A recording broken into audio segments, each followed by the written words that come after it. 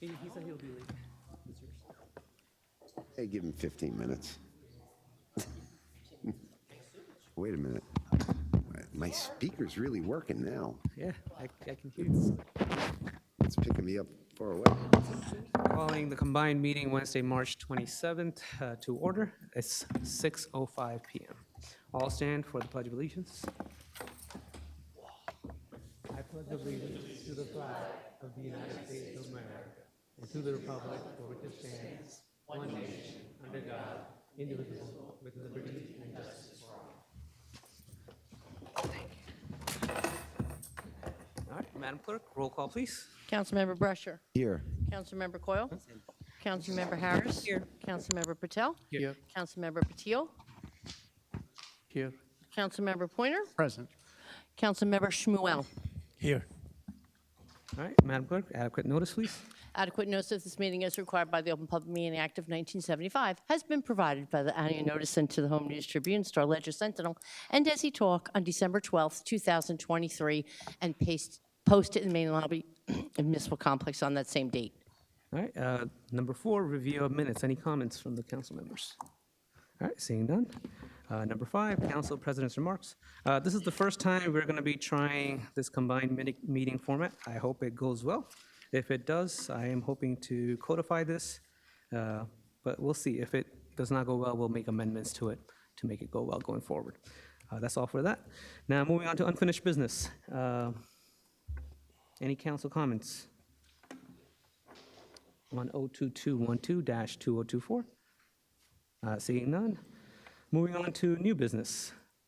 Madam Clerk, do you have to read this one? No, because this isn't voting, it's work session. Okay. Any council comments? Council President, just a procedural question. I know that in normal circumstance, if we did first reading, it would be April 10th. The planning board is not going to be meeting until, at minimum, April 15th. So would it be advisable for us to set the date for the following council meeting? Yeah, I think that's fair. Time to do that, if you're going to do it, right? We're just going to do it now. Do it today, right? Yeah. After I read it. Yeah, just because the planning board still has to, it goes to the planning board, correct? Yeah, Yeah. it goes to the planning board. So we'll do We the can make one. it April, what's the date? You couldn't bring it back. Yeah, exactly. So, okay, thank you. Madam Clerk is looking up the date for after April 15th. So that is going to be then for April 25th. All right. That's a combined meeting. And that's on a Thursday. Okay, so we're going to make the change, and the public hearing will be set down for April 25th, Thursday, for Ordinance 2213-2024. Okay. Any other comments from the council members? Council President, just in general, I appreciate your support in this ordinance and for placing it on for consideration. I do thank our legal, the subcommittee team that was formed to assist in review and drafting. I do hope that the support is there ultimately, because I think that these are much needed new guidelines to help us in making sure that our billboard ordinance is up to date. Thank you, Council President. Thank you, Councilman Pointer. Anyone else? All right, seeing none. As for me, I want to thank Councilman Pointer for doing a lot of the legwork on this, and especially one of the main points that he brought up, which is the change can be no more than once a day, which will limit digital billboards from changing, and the applicant hopefully stop requesting to change every 8 seconds, which is the minimum that the state requires. But I'm hoping this gets the support from the council, and we modernize the billboard ordinance moving forward, and hopefully give guidance to any billboard developers as to what we are looking for in our town. Moving on to number 8, administrative agenda from Mayor Sam Joshi, appointment of Brent Scott to the Housing Authority. And number 9, moving on to from the business administration, A through E. Any questions or comments from the council? All right, Council President? Councilman Patil? Yeah, on D, resolution awarding various professional service contracts. Is this the one that's for the entire year? Yes, it is. and they starts with the law firm, through engineering, through labor attorney, through many more things, right? Correct. Given that we don't have the budget 2024 in hand, does it make sense to keep that for 6 months unless because this is probably more than $3.5 million total if I sum that up, all the contracts. And we don't know, what our spend is going to be. As long as you are assuring me that as of today, we are spending 1/12 of last year's budget, and this spending supports that, I'm okay to support this one. Correct. So we haven't expended any more than what we've done a year ago exactly. So what we did do this year was try to qualify a pool of professionals, let's call it that way, so that we can have a lot more efficient proposals presented to the council and our projects can move swiftly. Yep, and I really appreciate that. I looked at, it's not just one firm, there are more than one, so it's a pool, so that's definitely is going to help, and I'm really happy to see that happening. As long as I have that word, I will take your word, it's 1/12 of last year, I'm good to support. Sure. Thank you, Councilor Pastor. Thank you, Councilman Patil. President? Councilman Brescher? Yes, 9C.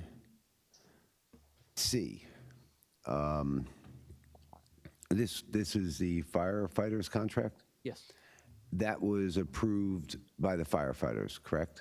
Yes, it was ratified by the, And the they're local. getting the same or equal to like police or our other unions? That's Yes. correct? All right, thank you. That one I appreciate, thank you. D, the professional service contracts. Yes, so this isn't for an entire contract for a year. This is just a portioning for this portion of the year. That was the same question that my colleague just asked, and that's correct, right? correct. Okay, and E, the cricket. What do we charge for the cricket? For the scheduling, Yes, like if I wanted to play cricket with my team, how much does the township charge me? well, right now, we don't do the cricket, and that's why we're establishing the shared services agreement. Right, but how much would we be charging? Oh, I can help to answer that because I was in that meeting. Oh, sure, I appreciate it, thank you. Thank you, Councilman. There were two different fee structures for the cricket. One was what Board of Education was charging $500 for the season, and the township, I believe, $165, if my memory serves correct, for a season. And what the resolution is basically bringing all the cricket ground allocation or the field allocation to cricket under one roof. That will be our recreation. And the fee will be as what the township charged, which was $165 or $170 per season. okay, and that's where I was going, because I know that the cricket leagues, I feel, have been almost abused by the town. And I don't want to say just the town, Board of Ed, really, because the Board of Ed originally was doing it for about $50, and then the township upped ours to $150. And I do understand, we have to cover expenses with our personnel. But then I think it was Doug on the Board of Ed that raised it to like $500 or something when he was there. So, I had no clue what was going through the minds of those Board of Ed people to raise it to $500. And I wanted to make sure that we were going to charge a reasonable fee, being that a lot of these people are our residents. In fact, I think it was Mr. Patil that passed something that said we have to have a certain amount of residents. Correct. It's Right. 50%. So we're not leasing out fields to people outside of Edison. Edison comes first. And, all right, that's actually a very good thing. I thank you for your work on that. And thank you, Councilman Patil, for your help with that. Thank you, Council President. Councilman Brescher. Moving on to number 10 from the Department of Finance, A through F. Any questions or comments? Seeing none, moving on to number 11, Department of Health, A. Any questions or comments? All right, moving on to number 12, from the Department of Planning and Engineering, A. Any questions or comments? Council President, I have 12A. Yes. 31 Harding Avenue, trees. I went by there today, right? I didn't see the 31 Harding. It looks like there's a side street with houses on it. Is that what we're talking about? Are we withholding money for trees on this still, or is this releasing all of it? And I'll tell you why I asked. I drove down the street. As crazy it may sound, I got out, grabbed a couple branches from each tree, bent them over. A lot of them did bend over. One of them just broke, so I think that tree's dead, personally. But then there were also 2 homes that were still unfinished. So with those 2 homes being unfinished, I don't know how we release the money for, like, to me, the 2 years should start after they're finished building. No, not, like, so if I get approval from the township in 2024, you hold my tree money for 2 years, but if I don't build on there till 2026, you're gonna give me the money back even though I didn't plant the trees? The trees that were associated with the subdivision are all planted. And when we did the inspection of the site, they had overplanted, so When you say that now, and now trees, just so I understand, are the trees what I consider trees, which are, they're long, they don't have branches on the bottom, and they have leaves? Or are trees, as Joe Pesci would say, they grow up and they have branches coming out on the sides and the top? Because I noticed a lot of those. Now, I was told, I think way back when, that they had to plant 100 trees. And when I walked through today, I seen a good 20 trees, and maybe I'm off, and maybe it was 30, but I seen a lot of what I call bushes, not trees. So the deciduous trees are typically the street trees that you are seeing on this site. Okay, They were permitted to plant I will say, a fair amount of evergreen and arborvitaes as trees as well. And that is per our ordinance. okay. And they actually make up a lot of the trees on this site. The arborvitaes, that's the one. Arborvitaes and evergreens, yes. Right, that looks like a bush, right? Is it? Per our ordinance, it's a tree. Oh, okay, that's interesting. And you said all the homes in that development were done. And my question to you is this. That used to be a swimming pool area, right? So when I drive down the road, if you were to tell me that the ones being built out by the main road weren't part of the development, I could buy into that. But the 2 are at the very end of the cul-de-sac. So that would have to be, how could that not have been part of a subdivision? They are part of the subdivision. The trees that were required as part of the subdivision approval are all planted. So Oh, any additional, the homes may not have been built, Right? but the trees are in place.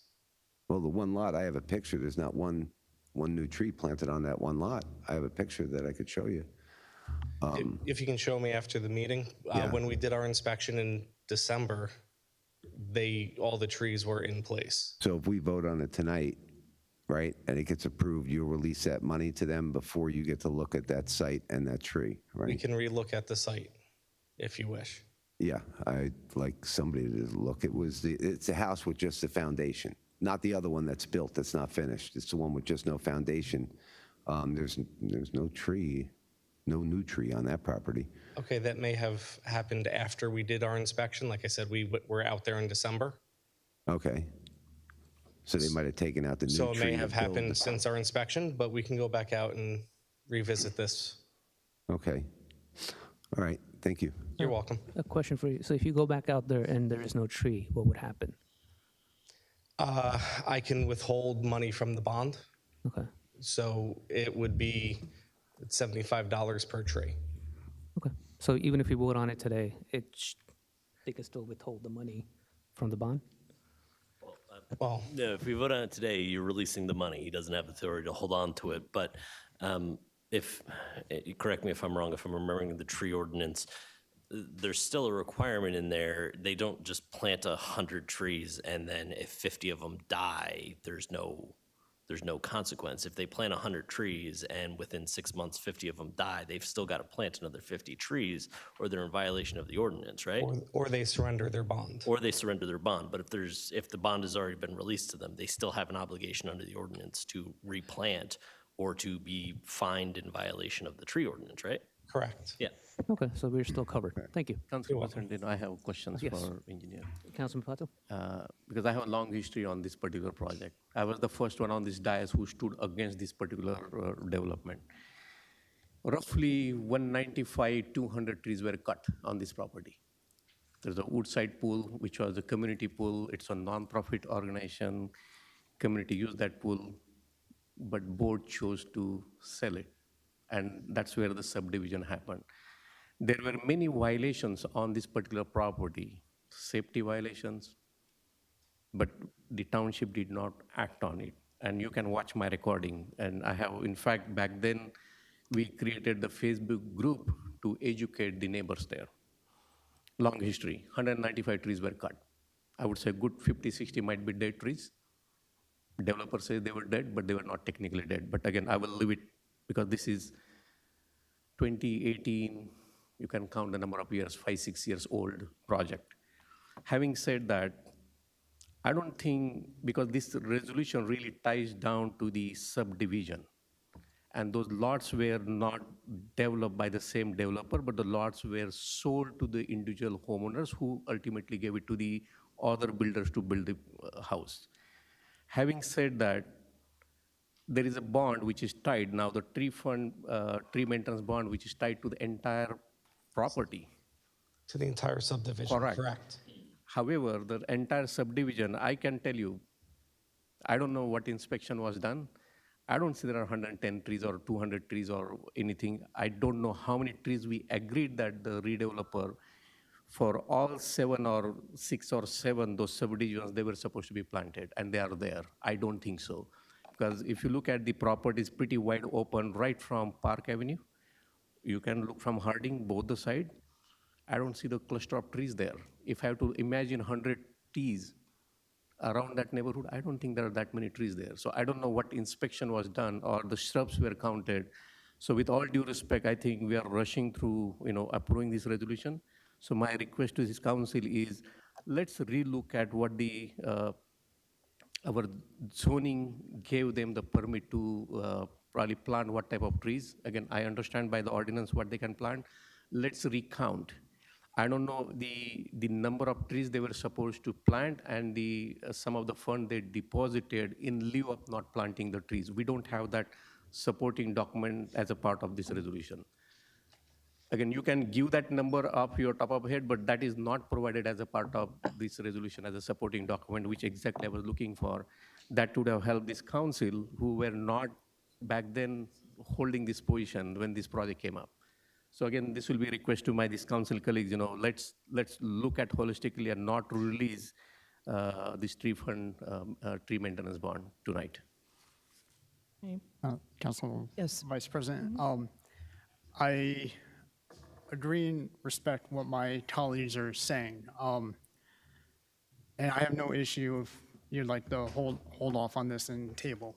One of the items, though, is that on here, it already says, Division of Engineering has revealed that the maintenance period for the trees planted has exceeded the required 2-year maintenance period, which I know is an issue that we've talked about prior, and not to take away from the intent of the comments made, but I have a feeling that the end result may still be the same because it's after that 2-year period. Again, no issue if it's decided to table, to go and relook, but in terms of what the refund will eventually be, I think because it's past that 2-year period, we would be bound to have to refund that. Do you know what the 2-year period, when it ended, the date? Do you know what the date ended for the 2-year period? It was listed. It's February. February I of what believe the year? 23rd of 2021, so it would have expired about a month ago, Right. Okay. So, February 22nd. all right, so, I mean, if that's the case, like my council colleague has stated, and this administration has not gotten, because I think we've been talking about this for a year, right? Anything that is older should be on our agenda next meeting. Anything that you have that's older should be on there for us just to get rid of, because again, and we brought it to the administration's attention, when we bring this up and then you tell me that they waited the extra year, I don't see how they can be out of their warranty period. And if that means that this body needs to amend that, right? Maybe our attorney could amend that for the next meeting, right? I know I've asked them for other things to amend that I haven't seen on my agenda, and we're going to make an issue of that at the next meeting. So be prepared, everybody, for a very long meeting. But we should be able to change that ordinance to say 2 years, or when you ask for it. So if they don't ask for the money back for 5 years, then the warranty goes for 5 years. It goes to the point where the minimum of 2 years, but then it goes into eternity until they ask for it, and then you get to go out and take a look at it. But we can't allow this to happen any longer. It just seems like people are getting away with stuff. That would be it, Councilor Thank you, Representative. Councilman Brescher. Go ahead. Sorry. This money, this bond, is this the maintenance bond required under 3610.4 for this property, or is it a separate bond that's not covered by that? It's the tree maintenance bond under the ordinance. Okay, because that makes pretty clear that the maintenance bond shall further guarantee the replacement of any trees found not healthy 2 years after planting. That portion of it, I don't know if that applies to how this money was collected, which is why I wanted to ask specifically what the language is for that. It is under that same ordinance. Yeah, And so it they would be are still planting date. What? So it would be planting date, not whenever it was approved. It's when they actually planted. Typically, yes, but we don't inspect the plantings until the COs. So that's when we start our clock. But can we do what Councilman Brescher suggested, where we can extend out that warranty period in perpetuity till we do the final inspection to release the bond? Is that something we can do as an ordinance? Which is what he suggests, is like, if we miss if they come back after 2 years, and they say, hey, it does, So, and please stop me if I'm wrong about how this works. They post their bond, they do their construction. As part of their construction, they plant the trees at some point. I don't think they plant it before they build the houses or whatever It's development they're typically building. one of the last things that they do. Yeah, it's in the last stage, because otherwise you're rolling equipment across it. But then you do your final CO inspections, and that's when the 2-year period starts to run, from the final CO after everything is all done. Correct. Okay. so at this point, are they beyond that 2-year mark? By approximately a month, yes. In a month? Okay, so we still have 1 No, month? they're beyond it by approximately a month. Okay. Right, so they waited the month, so they exceeded our thing, so we can't get, One sec.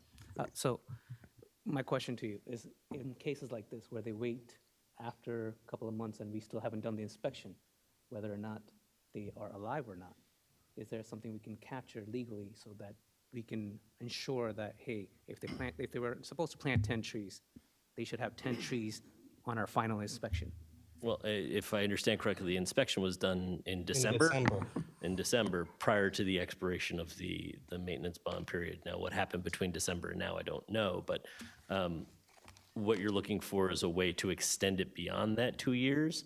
I don't know that you can extend it in perpetuity, but you may be able to extend it further if you wanted additional guarantees. For the most part, it's that 2 years after the issuance of the CO is why didn't we fairly standard. So why didn't we come back in December for we did the final inspection in Their December? 2-year period wasn't up, Okay, so we would have been releasing the bond early.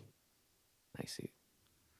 Okay, so we did do the inspection, they were healthy, and they were in, The trees that were required per the board approval were on site and healthy. okay. There's a map of. Yeah, Council President, I still have a question there. Okay, just one sec. Yeah. And so they were all good, and now they're asking for the money back because they The went time past the 2 period has years. expired, yeah. Okay, so they're doing everything legitimately, there's nothing,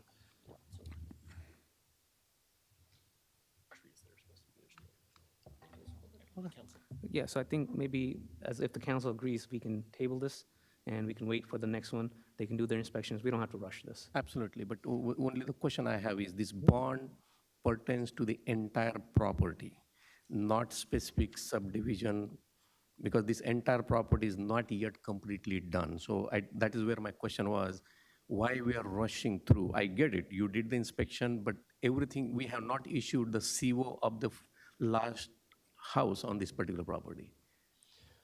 All of the plantings are in place for the subdivision. All 7 houses or 6 houses. According to the approved subdivision plans, yes. Okay, so my ask to council president, to engineer, and you can send it to our administrator and then we can get circulated, is as per the subdivision, as per the application, how many trees were cut? I remember it's around 200, but how many trees were cut? How many trees redeveloper agreed to plant per subdivision? And how many trees are present as of today or as of your reinspection date? That would help us to really navigate through the situation. Sonia, go ahead. If I could, so just as a point of clarification in the backup that's here, so there were a total of 193 trees that were removed. Of those 193 trees, to your point, Councilman Patil, 79 were dead. Now, the number on trees on site were approximately above 350. So with that, there were 6 COs that were issued, and relatively dating back to 2020 to 2021, as far as May of 2021. So all the COs have been issued on 6 of the properties, There are 7, I think there is 1 house still not unless there's yet one left. Yeah. Okay. So we'll have to find out and get back to you on that 7th property in addition to what was supposed to be planted. Yes. Okay. Thank you. Thank you, Councilman Patil. Thank you, Brian. Thank you. Moving on to number 13 from the Department of Public Works. Any questions or comments? Yes, Council President, on Council L. Vice- Yes, on Council L, Vice resolution authorizing contract purchase order to Magic Touch Construction Company for plumbing work at the Ferrante House. I just wanted to ask, what is the extent of the repairs that need to be done? This was a sewer problem, was it not? Yes? Council Vice President? Yes. Yes, with regard to the Ferranti House, there was a Yes. sewer issue. Sewer, okay. And if we, assuming that we approve this, when do you think this would be completed? If I could just call up the DPW Director to provide some context on the repair work? Okay. Ray?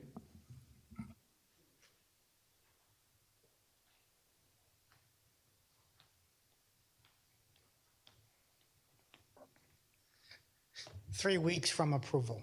Oh, good. Great. Thank you so much. Thank you, Ray. Council President, Councilman Patil? I have a question on I. Okay.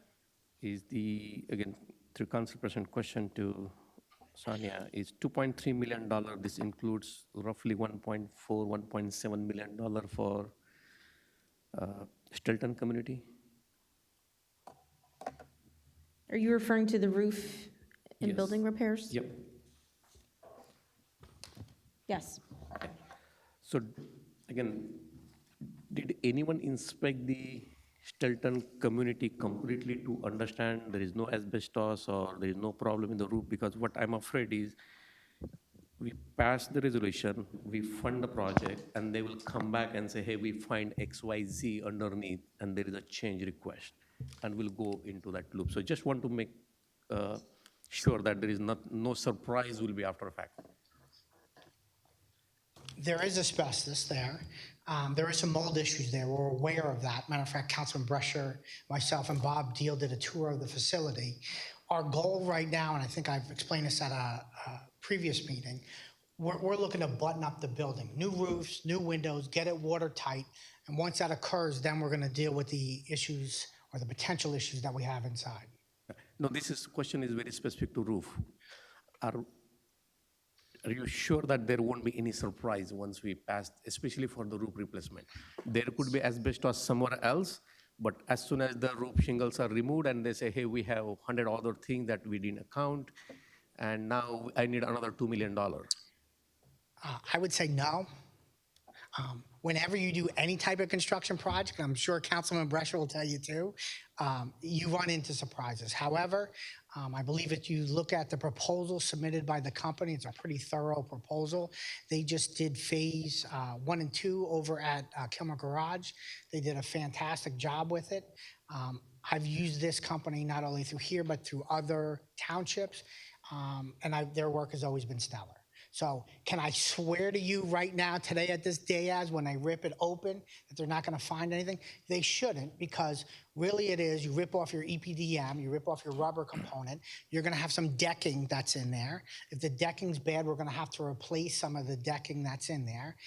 And that's really the extent of, what the roof consists of. Reagan, I trust your leadership and your judgment, so there's no question about that. You will carry that. Just I'm making sure that because we are on really tight budget on most of these projects, and this is one of the very important building, historic building. As long as there are no more surprises, it will be the great thing to happen. Sir, I don't think I or anyone else could ever guarantee you. I look at the Ferranti House, one of the projects that the council vice president just mentioned. That was a surprise. The cast piping from all the way up top to the bottom had cracks all through it. That was a surprise. Okay. Thank you, sir. Okay? Thank you, sir. Ray. All right, anyone else? Yeah, Councilman Brescher? Yes, I'm glad to see that we have the roofs, because I noticed that we're doing a lot of work down at Mini Beeville, which is very nice, but to make sure the roofs are taken care of before we put in, all this flooring would be a good thing. I didn't notice, but do we have roofing going on also at that, I don't even know what I should refer to. I'm going to call it a substation in Raritan Center, because I happened to be there the other day, and from the outside of the building, looks beautiful. The inside of the building looks like it's been leaking there for years. Paint is peeling off the wall from that. I don't think there's any lead in that building, but we have to take care of the basics, like the roofing, before we move on to the other subjects. And as long as you're coming up, the Ferranti House with this plumbing, this is the internal cast iron plumbing in the Ferranti House that we're going to be replacing, right? The cast iron, put PVC in, I would assume? So your first question regarding the substation is that the flashing needs to be redone on that building. We're aware of that. We're waiting on the proposal for that. We're not making a move until we get that proposal and we button that building up as well. On the Ferranti House, yes, that's the cast iron that goes through the house and underneath. Okay. Now, what about repairs to it later on?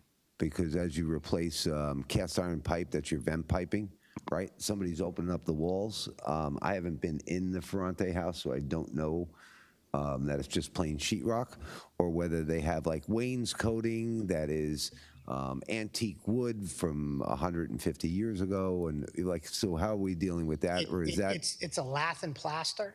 We're aware of that, Oh, and we're going to nice. we're going to go in the sections that we can go ahead and save that throughout the house. We've patched, we've cleaned it up, we've repainted it. On these particular sections, there's not many people out there that do lath and plaster anymore.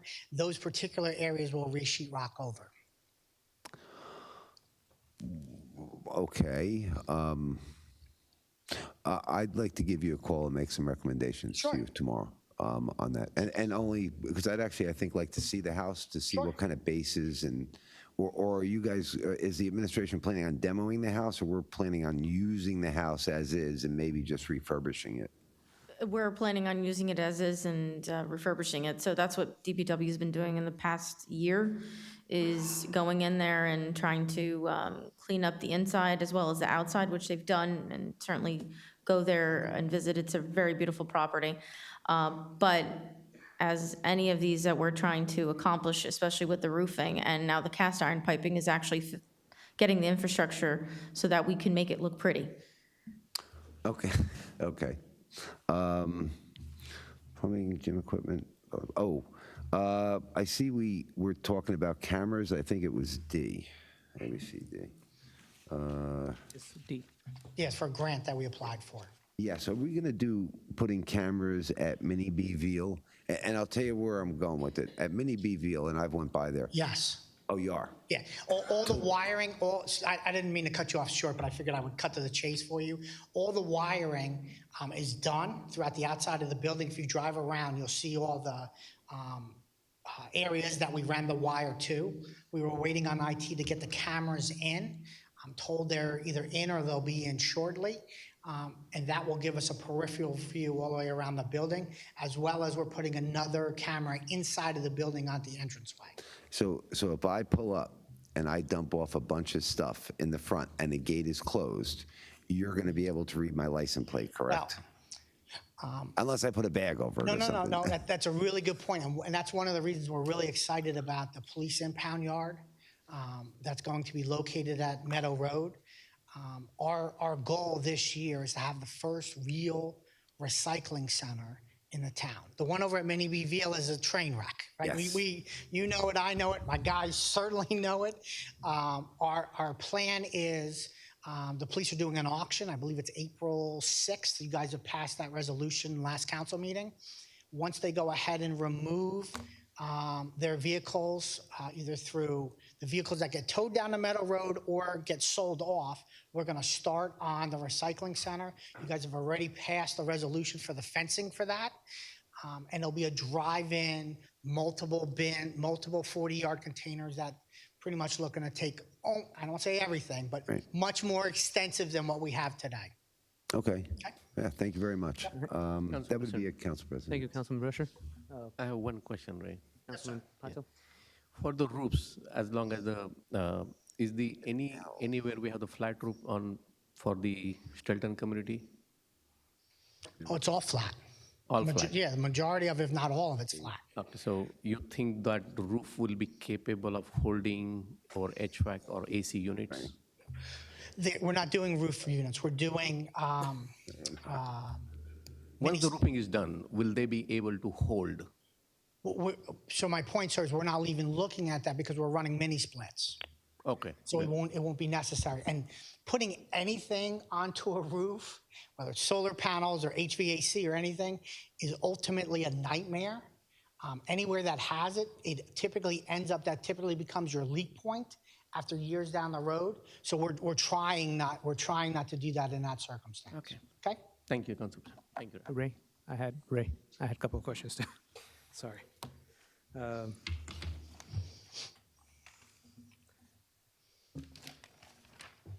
for E, is this the rapid flashing beacons? Are these the ones that we were requesting? This is the infamous flashing beacon signs, correct, yes. All right, so- The first two were installed, one over at Edison High School, the other one over at Martin Luther King. That was the first two that I had said that we ordered. Once these go ahead and get in, every school will go ahead and get them. Perfect. And second question, for the volleyball court, are these brand new four courts or? These are brand. So if you go to Ulensis Park, there is a volleyball court that's there. Some of you I know have been to that site. It's trashed. I mean, it's horrible condition. We're going to remove that and turn that into green space. Mm-hmm. The baseball field, like many of our baseball fields, isn't being utilized for baseball anymore or for softball. We're going to repurpose that field over there, in which we got a grant for, as I wrote in my memo. And we're going to be the first wave is putting volleyball courts in over there. And then we're looking for another grant to help us either put in pickleball, tennis, or basketball. So it'll really be kind of an expansion and a better utilization of that property. All right, thank you, Ray. Okay? All right, moving on to number 14, from the Department of Recreation, A, any questions or concerns? Seeing none, moving on to number 15, from the Chief of Police, A through D. Any questions or comments? All right, seeing none, moving on to number 16, from the Township Clerk, A through C. Any questions or comments?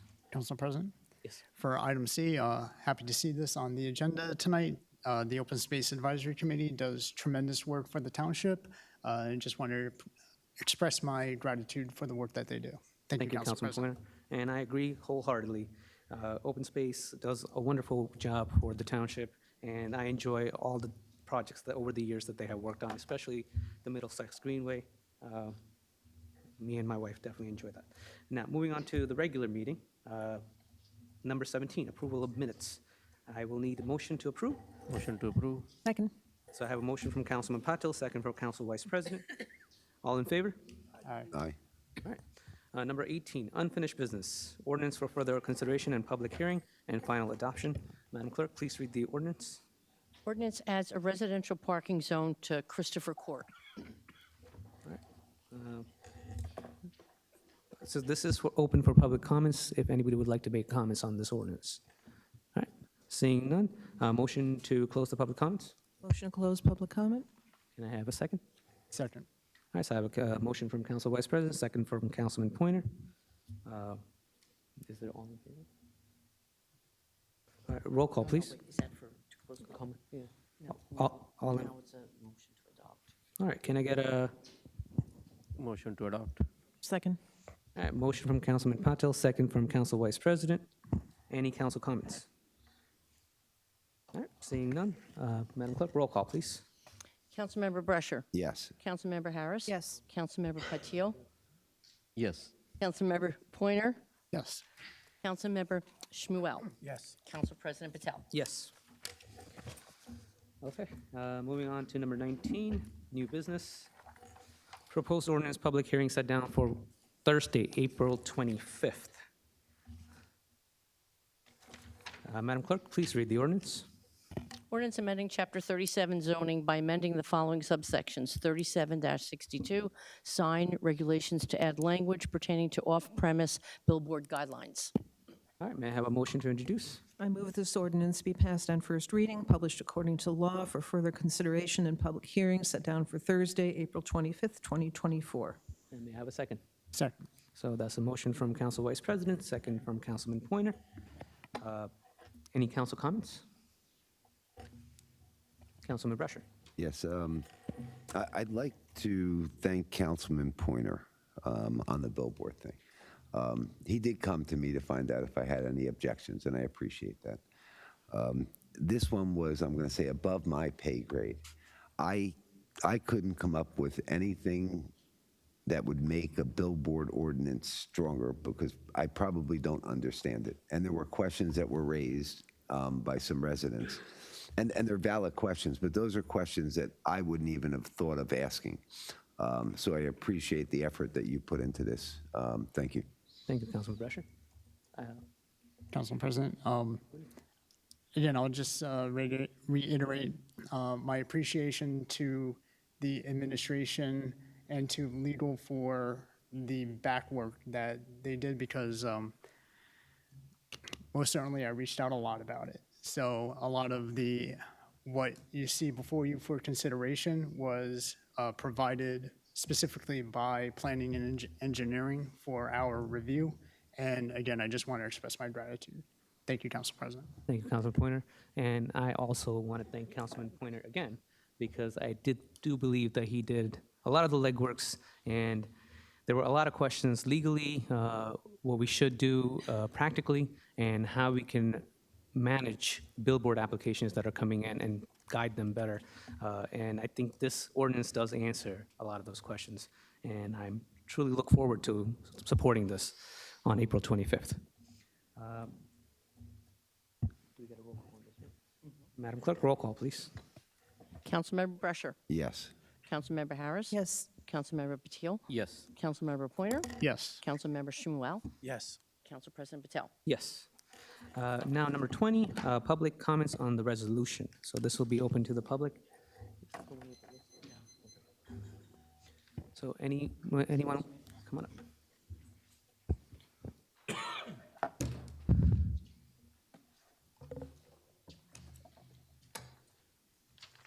Eurasia Freeman. Well, a couple of people answered some of the questions that I had so far about the volleyball courts that's going to be at Ulysses. And they say they're going to put another pickleball court there also. That's not part of the resolution. That's part but of the yeah. resolution? No, No, well, he no. said that he was gonna add that in there. I just wanted to understand, because it's right down the street, so I was just trying to check out, like, how many places we gonna put without bathrooms and stuff, so I'm just checking on that. This is what I wanted clarification for. I wanted to know, the resolution authorizing the new network switches to CDW in the amount not to exceed 169. Councilman, can I get the number, resolution number? 149. 149. Okay, and what is your Okay, question on the CDW? Okay, he already answered me. Well, he answered the other question too that I have, so forget that. He told me about the cameras at the Mini Beeville Center. Yeah, so that was answered. All right, okay, thank you. You said you had I just want that 149, want the clarification for that information. okay. Sonia, can you answer about the network switches on R149? And And why we're switching, that's all. why are we switching those switches? Just the old infrastructure, so we're just updating all of our, especially our IT infrastructure that is probably 20-plus years. Okay, thank you. Anyone else? All right, seeing none, may I have a motion to close the public portion? Motion to close? May I have a second? Second. So I have a motion from Council Vice President, second from Councilman Pointer. All in favor? Aye. Aye. Aye. All right. Moving on to number 21. Any council member like to pull anything for a separate vote? I'll start with my right, Councilman Brescher. Just that, the tree one, I forgot what number, 12A 141, yes. 141. All right, anyone else? Council President, I thought the 141, we are going to table it or we want to pull that out. Yeah, we're going to pull it separately. Okay. We're going to table it. That's All right. Anything else? That's good. All right. So the consent agenda will be R135 to R140 and R142 to R168. All right. May I have a motion to approve the consent agenda? Motion to approve? May I have a second? Second. So that's a motion from Council Vice President, second for Councilman Pointer. Madam Clerk, roll call, please.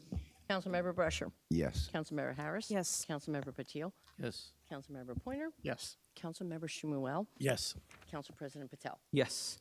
And now for R141, as we discussed, I would like a motion to table this. Motion to table. Can we have a date first? Can we have a date? What's the next meeting? April 10th. Okay, so can I get a motion to table this for April 10th? Motion to table until April 10th. Second. All right, so I have a motion from Councilman Patil and a second from Council Vice President, and this is motion till April 10th. All right, Madam Clerk, roll call, please. Councilmember Brescher. Yes. Councilmember Harris. Yes. Councilmember Patil. Yes. Councilmember Pointer. Yes. Councilmember Shmuel. Yes. Council President Patel. Yes. All right, so motion to accept the communication from Food and Water Watch, thanking the council for the support. May I have a motion? Motion to accept? Seconded. So that's a motion from Council Vice President, a second from Councilman Patil. All in favor? Aye. Aye.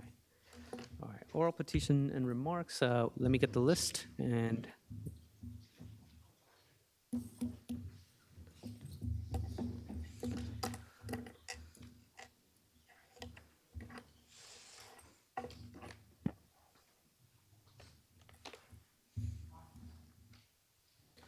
All right, and first one is Diana Jaffe.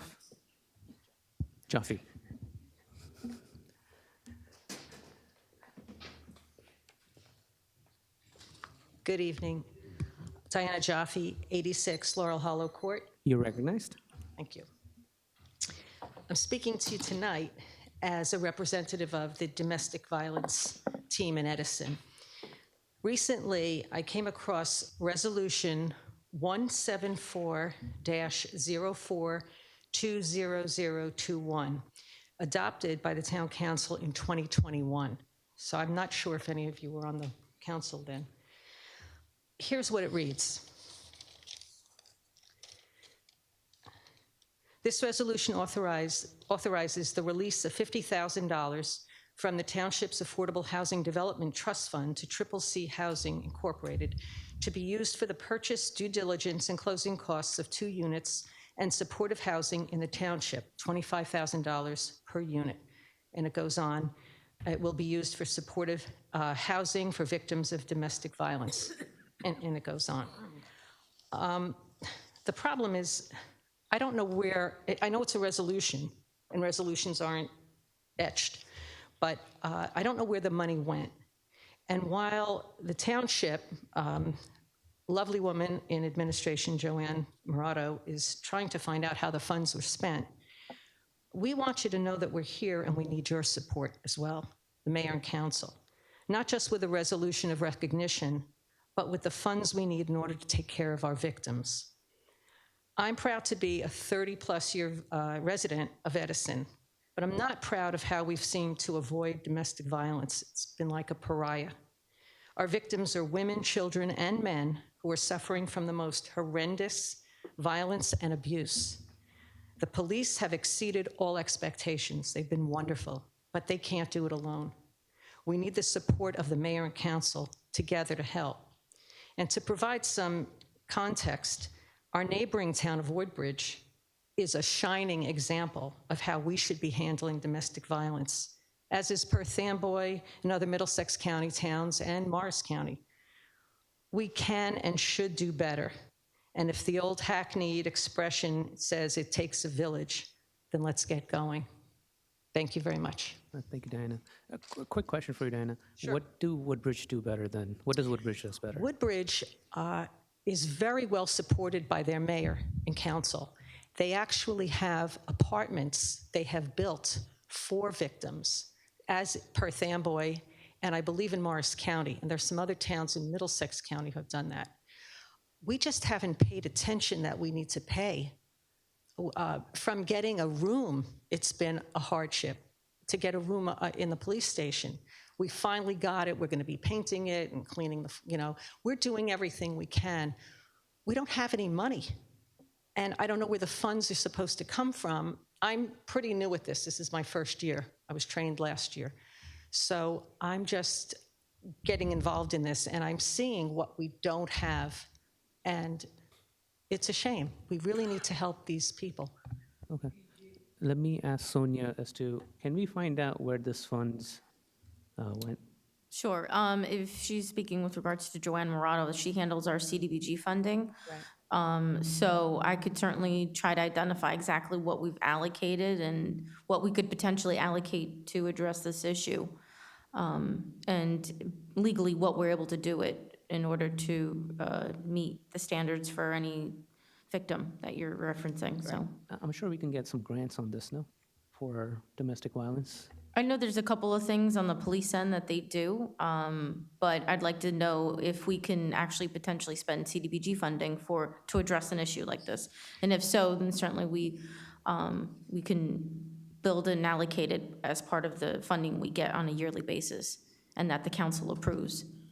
Council President? Those are grants, correct? Do they give grants, the CDBG funding? CGPH? Is that what it is? Yes. Council President? And there's a meeting on April 10th, I believe, in council chambers that they're having. I'm not sure, I just heard about that, so.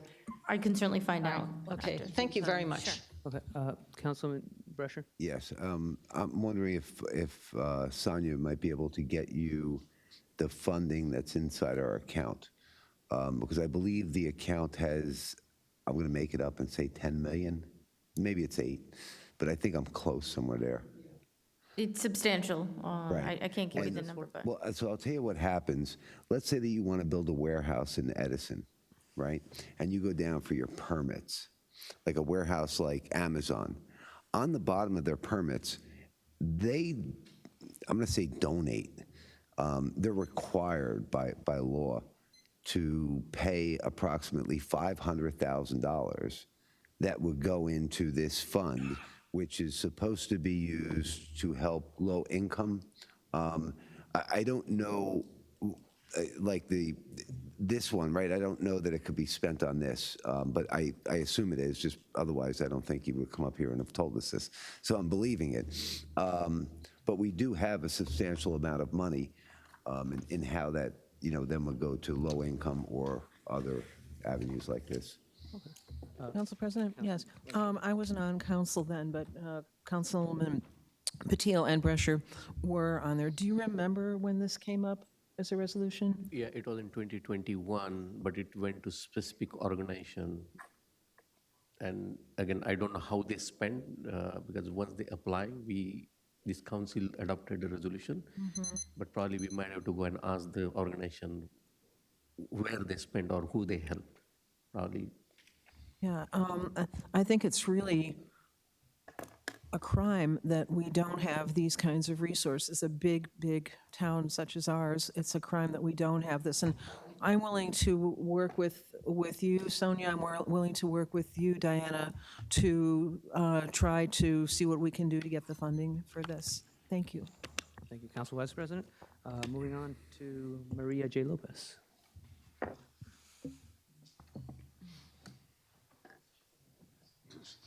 Good evening. Good evening. Maria J. Lopez, 94 7th Street. If you can move the microphone closer to your mouth. Yeah. Sure. I was here January, the January meeting, speaking about the boat situation. And the boat that is parked within about 5 inches of my fence, I've called a few times, talked to someone, but my original contact was with Mr. Coyle, Pat, and he was very helpful, but he passed me on to Jim. And Jim came out and he said, you know, we'll get it moved because it's right against my fence, which faces my backyard. So I had spoken in front of you folks about the situation, and it turns out that the boat has not been moved, nor have they enforced it to be moved, the township. Then in about, I guess, this began in November. So I was in contact with Pat in November, Jim in December, everybody was gonna do something, and then I came to the meeting and Mr. Deal called me. I saw the picture, I see how you feel, et cetera, et cetera. So I guess around January, I lost track of all the dates, but my neighbor had a survey done. I think maybe end of January. It was warm out. It was that unusually warm time in the winter. And he had a survey, and I would say about 3-4 weeks, maybe even longer, so a month. I don't know if the owner of the house on 4J Street actually held on to it, or Jim's office held on to it. But I finally they reached out to me in February, middle of February. Jim knocked on my door and said that I was in violation of my property line. So I said, okay. He says, you're a foot over. Like, okay, so let me hire a surveyor and have it surveyed. In fact, I am, okay, in a corner, and the rest of the property where I'm not, it's maybe an inch or here. It's not a straight line, but it's very minimal. And the one corner is a foot over. So no problem. I want to move my fence. I actually want to put a privacy fence because this neighbor has not been, I am there 25 years in Clara Barton, familiar with when I was here in January. This neighbor's here less than 2 years. He ripped up every tree, every tree that are 75, 80 years old, got a permit, okay? That's the back of Grandview. Grandview goes up and it's high, so I'm kind of in the higher part of Grandview. I can see all the houses up there now on Grandview, all of them. And you know what? That doesn't even bother me anymore because I know that people are going to do what they want to do. I'll never understand why someone buys a piece of property with so many trees, why they don't buy one without trees. And he just excavated his entire back of his property that I have mud all the way down. And I think the gentleman that was here went and met with him. But aside from all that, I want to move my fence. And so I came and met Mr. Deal on, I guess, it was February 18th, March 18th when he called me, or Jim called me, and he did tell me I was in violation. He did. He says, he's in violation, you're in violation, but I didn't know that. And secondly, it's still close. He doesn't meet, and they told me that he has to meet a 3-foot setback. And then I got told this month that it's not a permanent structure, though, so therefore it doesn't need to be a 3-foot setback. So I've been looking at this boat, he came last week, and I don't know if it was someone from here that spoke to the owner of the house, finally put a white cover on it only a month or two ago. Now, this has been happening since November. It's almost 6 months. And I don't know if he did it deliberately. He was working on it a little bit, but he took it off because he's, I think he's had so much stuff going on at his house that, people have seen it, and it's not a good thing for the neighborhood. When I moved here 25 years ago, my neighbors on 107th Street cut all their trees in the back, also facing the back of Grandview. Now he cuts all his trees down. So that's okay, I'm going to plant trees so that I don't have, if I don't want to look at it, I don't want to look at it. But I have an aluminum black fence. So now I want to put a privacy fence. Mr. Deal calls me, Jim calls me on March 18th and says to me, Mr. Deal and I agreed that we feel that April 15th is when we'll move the boat, because that's what's acceptable to this man. Why, though? I mean... Speaker has 1 minute. Pardon me? You have 1 minute. Oh, okay. So here I am trying to move my fence so that it's accurate within my property line and so that I could put a new fence. Meantime, this fence is only 2 years old. And I did not have a permit. I had permits for my other fences, and I was always a foot in. But I trusted the person to do the right thing, and it wasn't done right. So that's fine. But I want to move my fence. I don't think I'm going to, but more importantly, I'd like to see an ordinance made for this situation with the boats. Because actually, I've noticed so many more boats since it's become sort of my issue too. And I don't even know what the ordinance is. Nobody can seem to explain it to me. Is it a permanent structure only? Is it not a permanent structure? It's there 6 months out of the year? I can ask legal to answer it if you don't mind. Do you know anything about the ordinance for issue? boats? I do remember when you were here a few months ago, I did start to look into the issue. It is a permanent structure, has to have the setback because this boat is not a permanent structure. It's essentially on a trailer. So long as it's properly maintained on the trailer, there's no real recourse for the township to force them to move it at any particular time. It's not out on the street. It's not on their lawn. My understanding is it's in the driveway on a trailer and is not like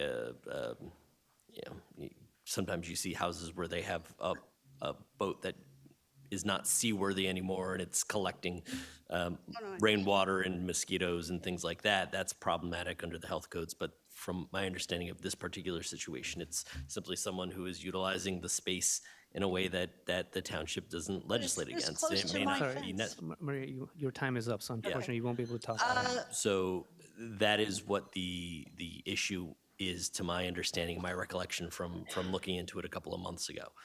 And what steps does she have to take for her fence? For her fence, I don't know this off the top of my head, and I might be wrong, but I think she just has to apply for a fence permit. I did apply for a fence. I do have it. No but I- talking back. I'm sorry, Maria. Okay, so, You can just have a seat. Thank you. Council President, can I ask the attorney one question? Yes. The boats aren't a permanent structure. That's like having a garbage can or anything else, so I do understand that. But I thought that our code said something about it has to sit behind the front of the house.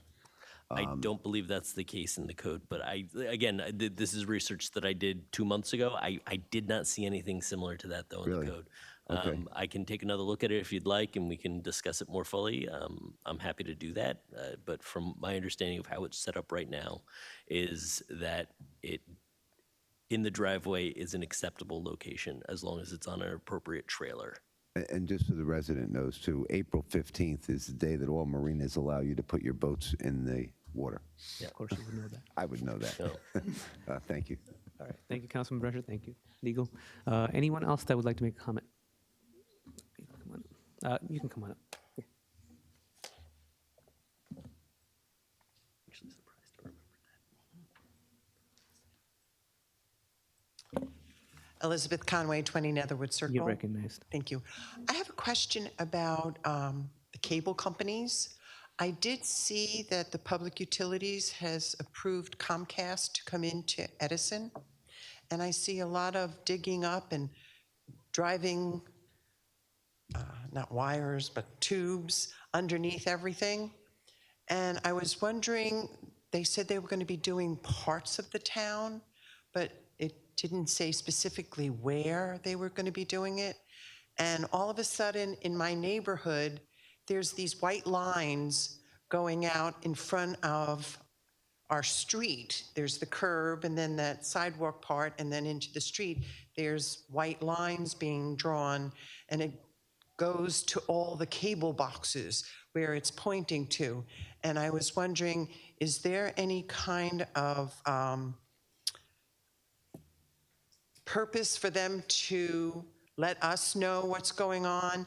Are they just doing work? Have they set up anything with the township as to areas of town that they're going to be getting into as far as giving us a choice then of Optimum versus Comcast versus anything else?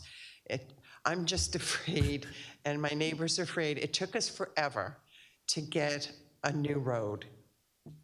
And then after the new road was put in, Middlesex County had to come and dig up 2 sections of our street.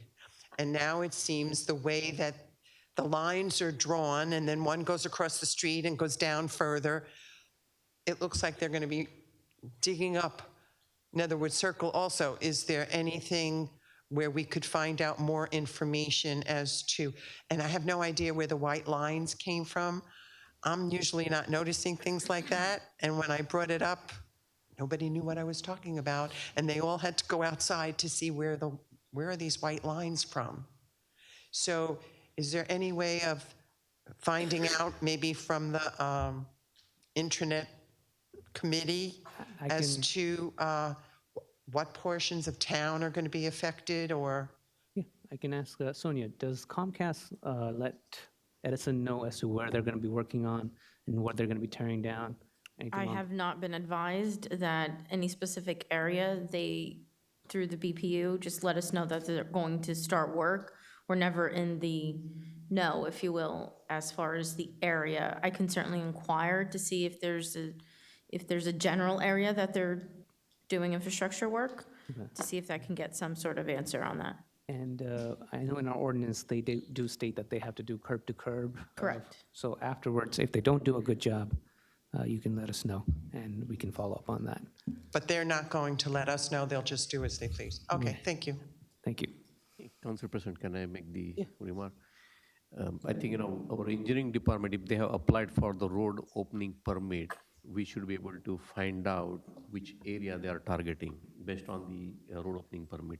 But if they have not applied for the road opening permit, then we would not know. But if their lines are drawn and if they are digging, then I'm pretty sure the road opening permit application has made, and we should be able to pull those permits to see what sections or what roads within the township are targeted for the cable, underlying the cable. I'll check through the DPW department. Usually they go through there first. Thank you. Thank you, Councilman Patel. Thank you, Sonia. Akhtar, just.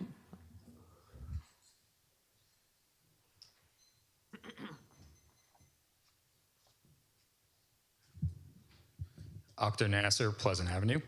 So tonight I'm going to talk about a few things: safety, parking, following the law, and smart development. The law says that any structures 2 miles from a school need a sidewalk.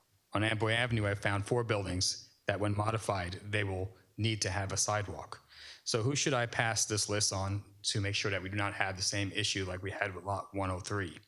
As I continue to do research, Lot 103, the Oprah reports that keep coming back to me, they show that there are no design waivers or any justification for there not to be a sidewalk.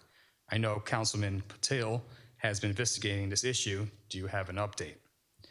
I argue that at this moment, Lot 103 must install a sidewalk since they have made the following modifications. 1, they've installed a curb. They've striped the property with fire lanes. They included RSIS parking with conforming handicap parking. They changed the flow of traffic. They've added 2 do not enter signs on Amboy Avenue. There is a shared parking agreement with Lot 103 and Lot 104. They have altered the impervious pavement by adding grass at the front of total dimensions and narrowed the driveway onto Amboy Avenue. There were 2 lots until there were 1, until they decided to go ahead and take it apart. So to me, that seems like they've done a whole lot of different changes there, and they now have to go ahead and put the sidewalk in because they have to be to the codes of 2024.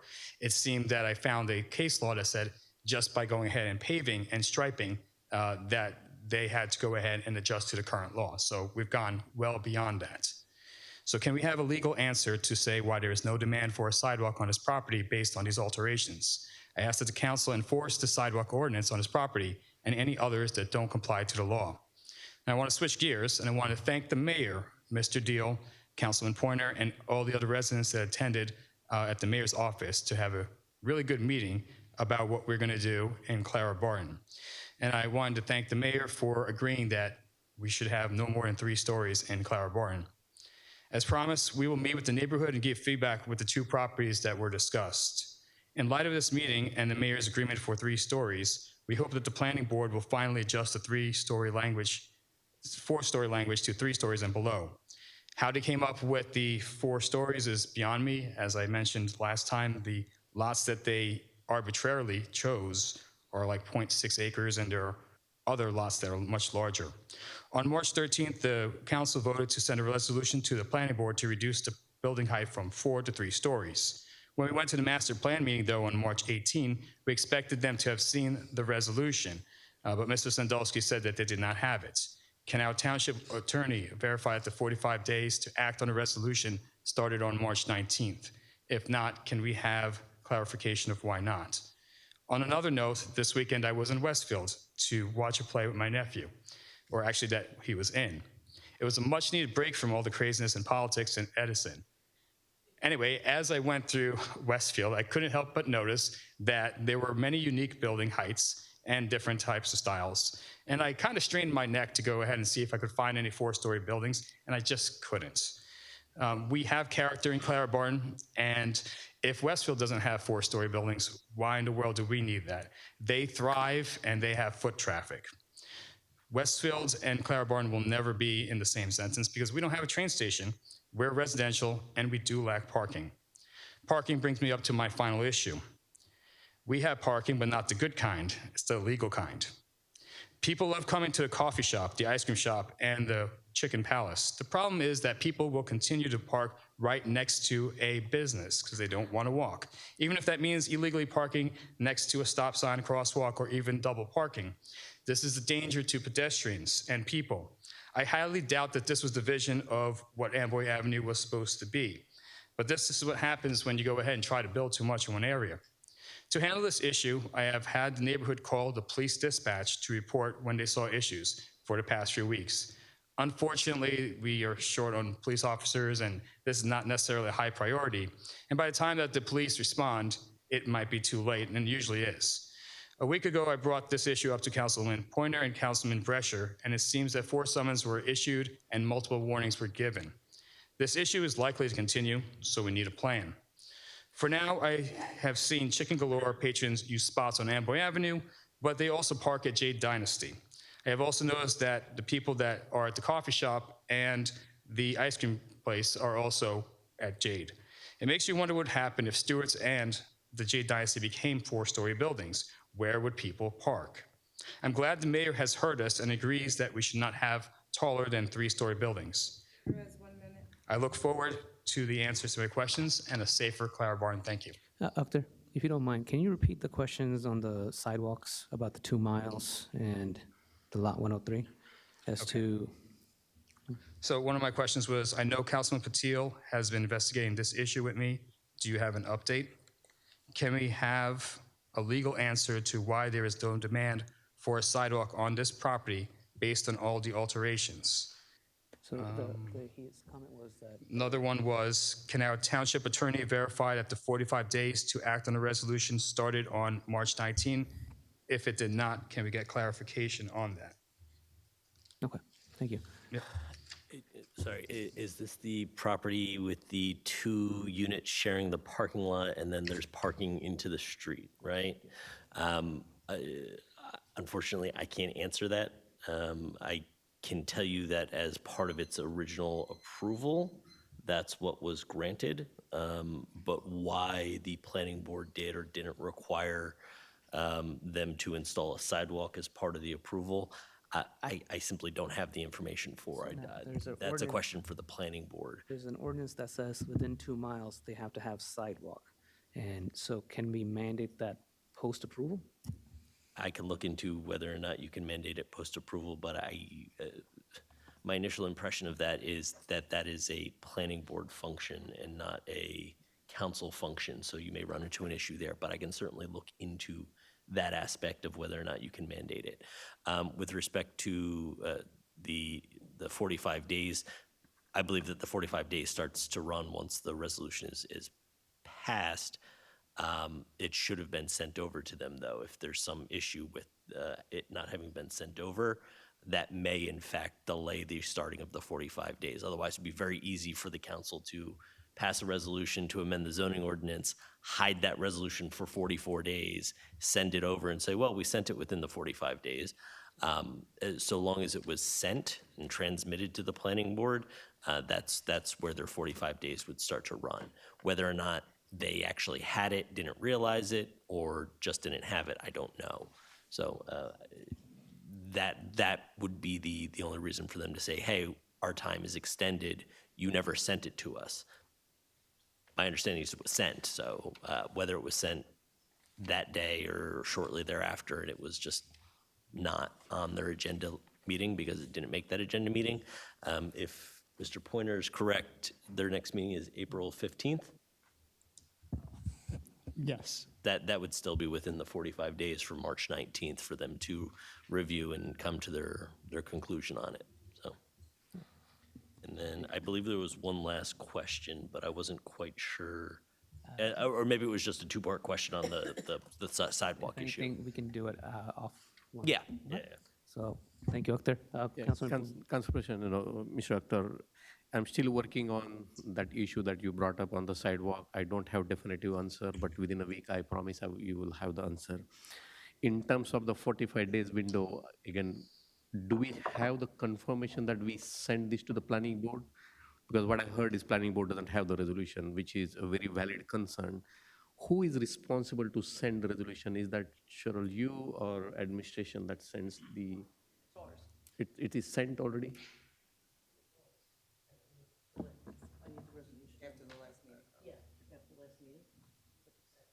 So it was sent. Perfect. So it is. Planning board secretary, yep. Yeah, planning board secretary. So if there is who can follow with the planning board secretary to make sure that it is with the planning board chair.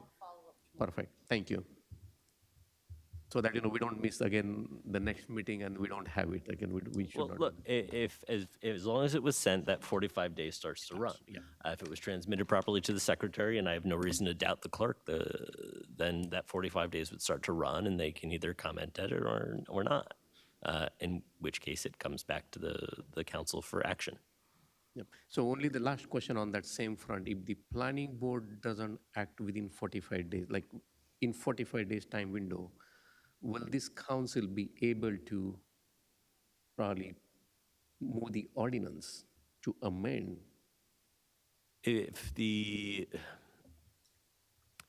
Under most circumstances, if the planning board fails to act within the 45 days that they have on all of the applications that go to them, it's deemed to be accepted by the planning board. Good. Thank That you. is their incentive to act rather than to just sit on things. Perfect. Thank you, sir. Worst case scenario is that if it comes back after the 45 days and the council is inclined to act, they would do so with a statement of reasons to place on the record as part of their adoption, saying, regardless of what the planning board agrees to, doesn't agree to, this is our statement of reasons for making the change and what our legal rationale is, and then it would be adopted that way. So in either event, you get to the same end space. Yep. Thank you. Thank you, Councilman Patel. Councilor Freeman.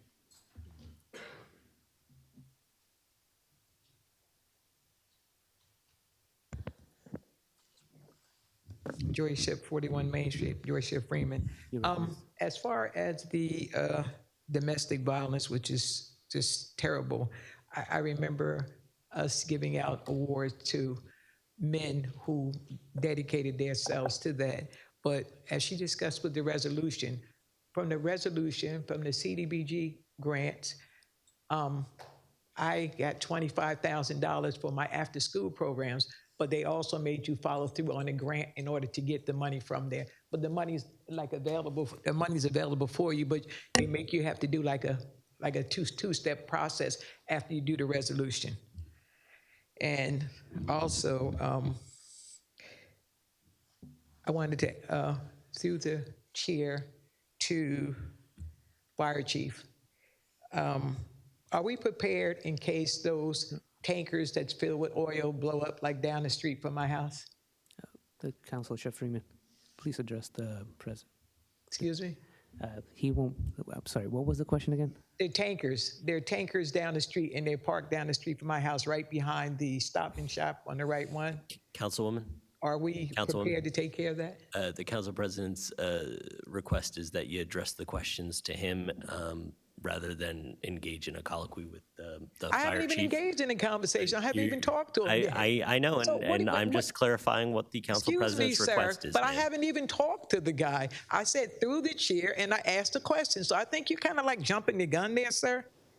Ma'am, the Sir, council you're president jumping the addressed gun. you. Has I'm the word been clarifying said- for has you. the word been said yet? You can talk over me all you want, but I'm I'm not trying clarifying to for talk you over the you, and request don't of try the to play council head president games. Council. as you stand There's there and something stare wrong with directly you. at the Please. fire chief. There's something wrong with you that you would try to stifle my speech.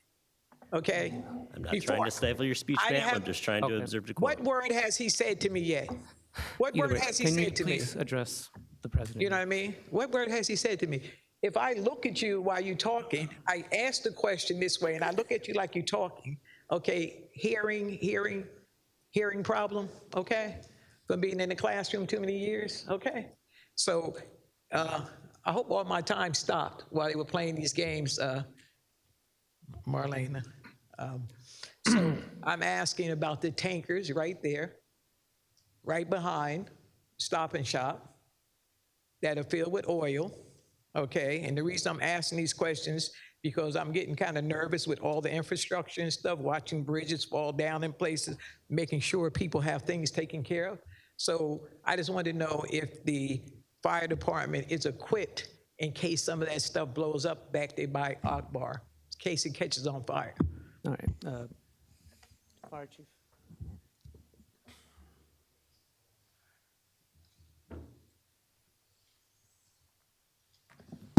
Yes, the fire department is prepared, God forbid there was a emergency.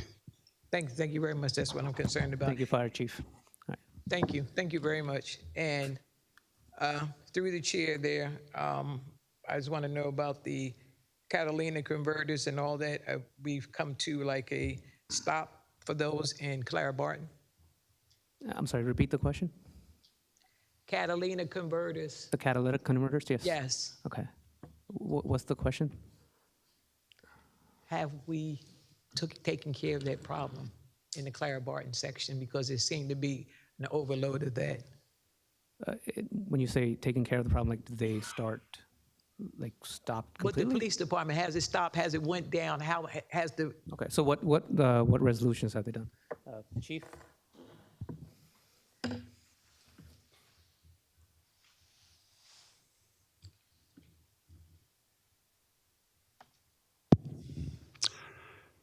Ms. Ship Freeman, so in regards to the catalytic converter thefts, I can't give you a quantitative number on whether they're up or down right now. We have been having periodic catalytic converter thefts, not only in Clara Barton, but elsewhere.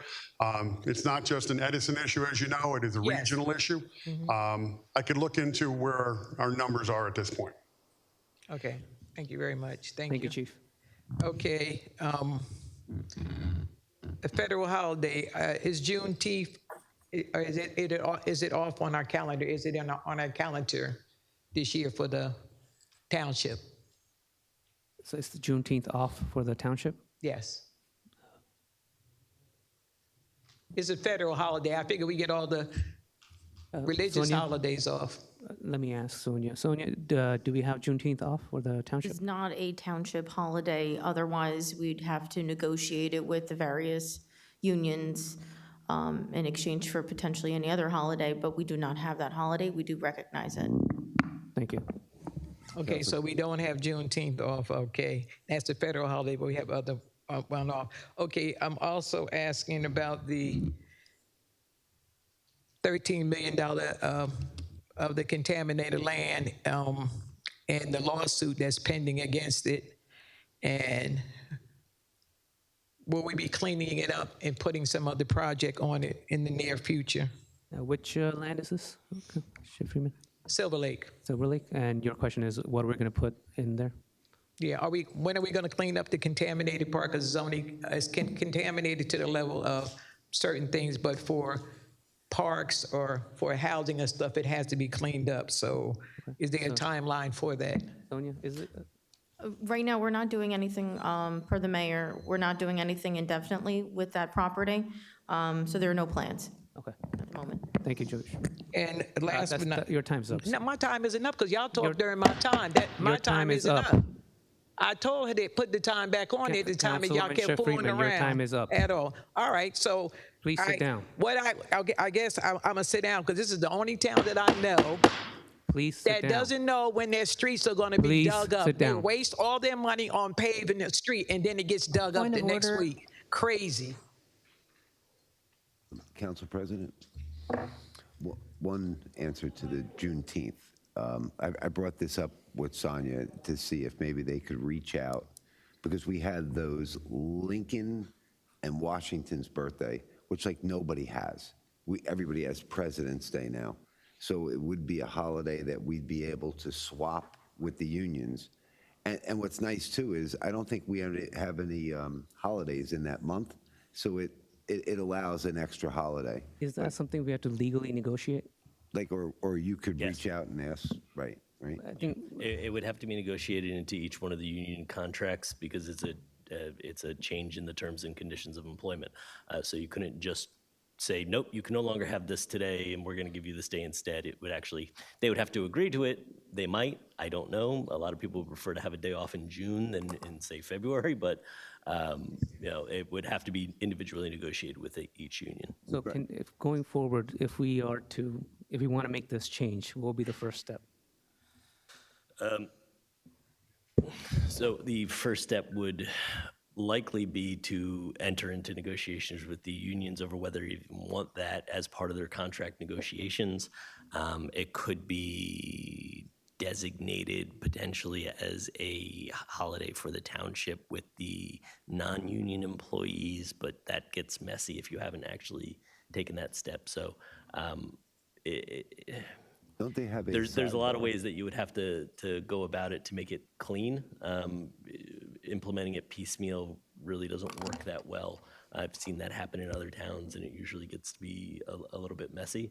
But Is there a way we can start just no talking back and forth, please? No, but you know where I was going was with any union contract, even if we approve one today, right? Tomorrow, you're allowed to make changes to it, to any union contract, as long as they're in agreement. Yep. So to me, the first step would be, like the administration, if they're amenable to it, to put out an email to the union presidents and just saying, would this be something that you might be in favor of? And if you have one union that says no, then it would be a no. Yeah. So I guess we can reach out to see if there's something they are interested in, and maybe we can do it so that if everyone agrees, then it moves forward. Otherwise, it doesn't. Okay. Thank you, Sonia. Anyone else? Come on up, Anthony. Oh, sorry, I didn't even see you there.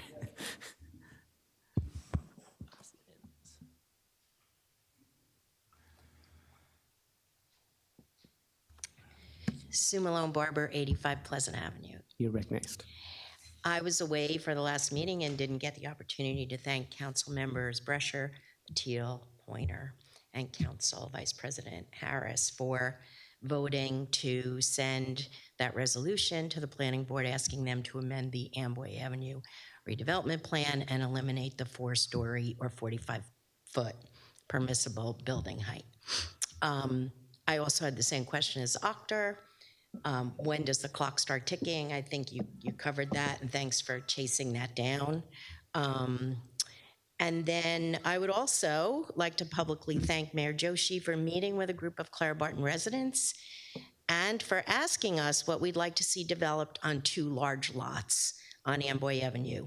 We really appreciate the opportunity to give input on the development of those lots, and we will be meeting with our neighbors in Clara Barton in the coming weeks. I also want to publicly thank the mayor for supporting a 3-story or fewer max building height on Amboy Avenue, which brings me to a request for the council with regard to the master plan. As of the last meeting, there was still language in there allowing a 4-story exception for 2 properties on the east end of Amboy Avenue, the Stewart's lot, which isn't for sale to the best of my knowledge, and the Jade lot, which is. And, you know, a few of us asked again, could that please be struck? So if you could keep an eye out, we feel strongly there should be no exceptions to 4-story. They back up to homes. And we've said that numerous times. The other thing to be aware of in the master plan is, and we talked about this as well, is there are 2 recommendations for parking. I think Octor touched on some of the things we experience where people want to park in front of the business that they want to go into or near the business. And one of the recommendations in the master plan is to establish some central parking lot. And the other recommendation, which is new to this draft, was potentially arrange for shared parking with some of the businesses that have larger lots in their off hours. Again, to Octor's point, a central parking lot isn't going to solve the problem for people who don't want to walk to where it is they want to go. But the shared lots is actually a really good idea because it spreads it out along Amboy Avenue. So that might alleviate some of the parking. So if you could just be on the lookout for those things and understand that perspective. And then my final thank you goes to the council for putting forth the ordinance tonight about tightening the billboard zoning. I urge you all to please pass that ordinance. Edison is in desperate need of tighter zoning on billboards, as we've heard, one of the catalysts for our public advocate energy, and it is long overdue. I think that passing the ordinance will show a true effort by the council to curb overdevelopment in Edison in favor of Edison residents' quality of life, and I urge you all to please pass that unanimously. And many, many thanks, whoever put that forward. Thank you, Sue. Okay, thanks. And I have an update from Sonia on the planning board.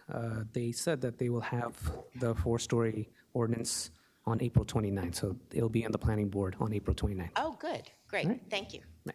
Thank you. All right.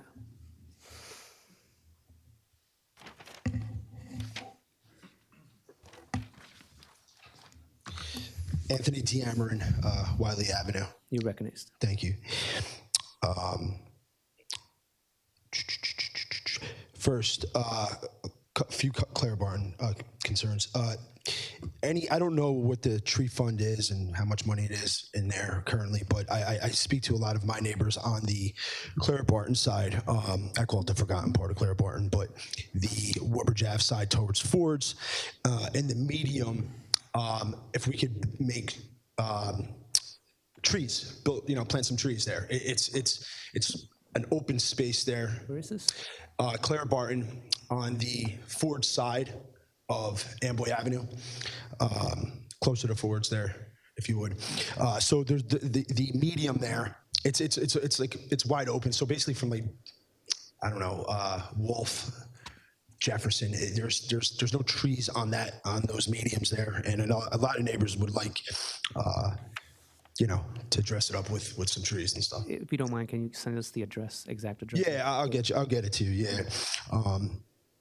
So that's actually, I'm asking that question for a neighbor of mine.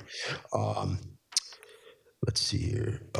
Also, I've asked this, I said, for the council to consider putting a light up walkway on Woodbridge Avenue, crossing over from my side of Amboy to the other side, crossing over Woodbridge Avenue. It is a extremely busy intersection there. Four lane street there going each way, but it's a very busy intersection, accidents all the time. So if there's the fall festival, for as an example, if there is some type of an event on the other side of Amboy, if you live where I am, you got to basically drive, because if you have kids, it's a very dangerous trek. Otherwise, you could take the greenway and go the back way, but coming back at night, a lot of families don't like to do that. So a light up walkway there, a lot of lights, flashing and stuff. You hit the button, and as you're walking across Woodbridge Avenue, would be greatly, it'd be a good idea. Woodbridge and Amboy? Yeah, where Woodbridge and Amboy is. Yes. Where the light is, right? Where the traffic light is. Yeah, right where what is that, Speedway? Yeah. Yes. One solution that I have, I actually brought this up to the mayor before he was mayor, but an idea that might be a solution, I think would be a great idea, is to put a police substation in Clare Bart. Possibly, somewhere in Clare. It's centrally located. You have a lot of activities, a lot of fairs, a lot of things going on in that part of town. You have the Greenway, especially in the summertime, to have I would put the community-oriented policing unit as an example, maybe consider putting a substation for them right in Clare Barton, have them on bike patrol during the summertime, patrolling the Greenway and that whole area. They can write parking tickets. It doesn't have to be a big facility. I don't know where exactly we would put it. Maybe not next to the firehouse there, but somewhere in that area wouldn't be a bad idea. Again, it's centrally located. I think to considering how many activities that we have going on in that part of town, a little substation there for maybe community policing or whatever wouldn't be a terrible idea. Something to consider. And especially during the summertime, I think they could stay active. The Greenway people would, I think, appreciate the Greenway and use it more if they felt there was cops riding on the bike and just, greeting, people as they walk or with families. So, something that I would consider maybe.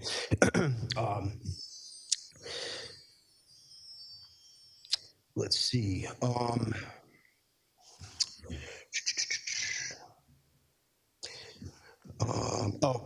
The Council President, I've been asked this a few times.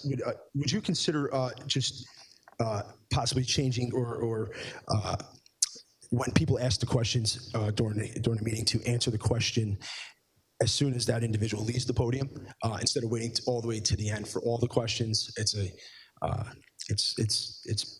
a common request that has been made. So I think we've been doing that. Have you been doing? Okay. Yeah. Yeah. Okay. So then I apologize for that.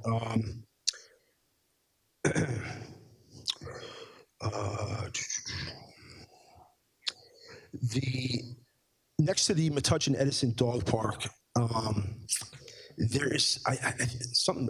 Do we know what's being built there? There's something being built on that. I think it's Edison, right next to Conrail, where Conrail is basically located. Whitman Avenue.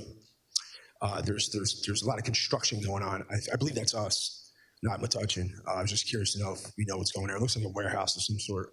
If anybody is aware. Sonia, do you know if that is us and if something? Do you have an address by any chance? I don't.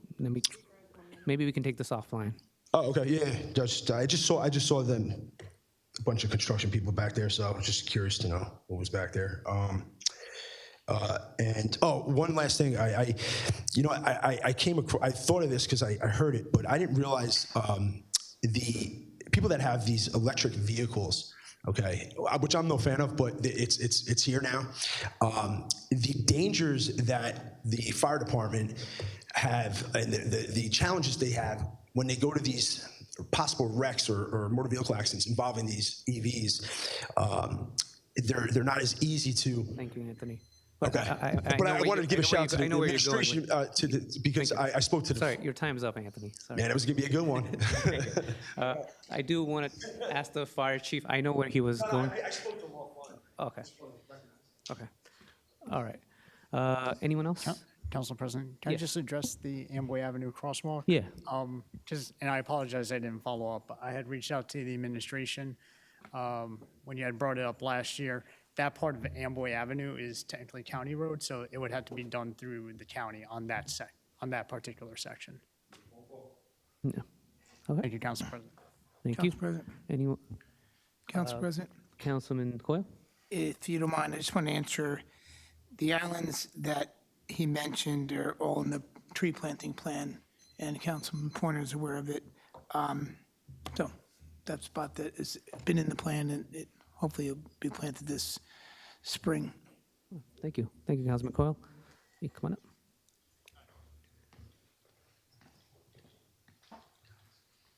Steven Zetterbaum, 7 Oliver Avenue. You're recognized. Thank you. Once again, my name is Steven Zetterbaum, coming on behalf of the Edison First Aid Squad, Edison EMS.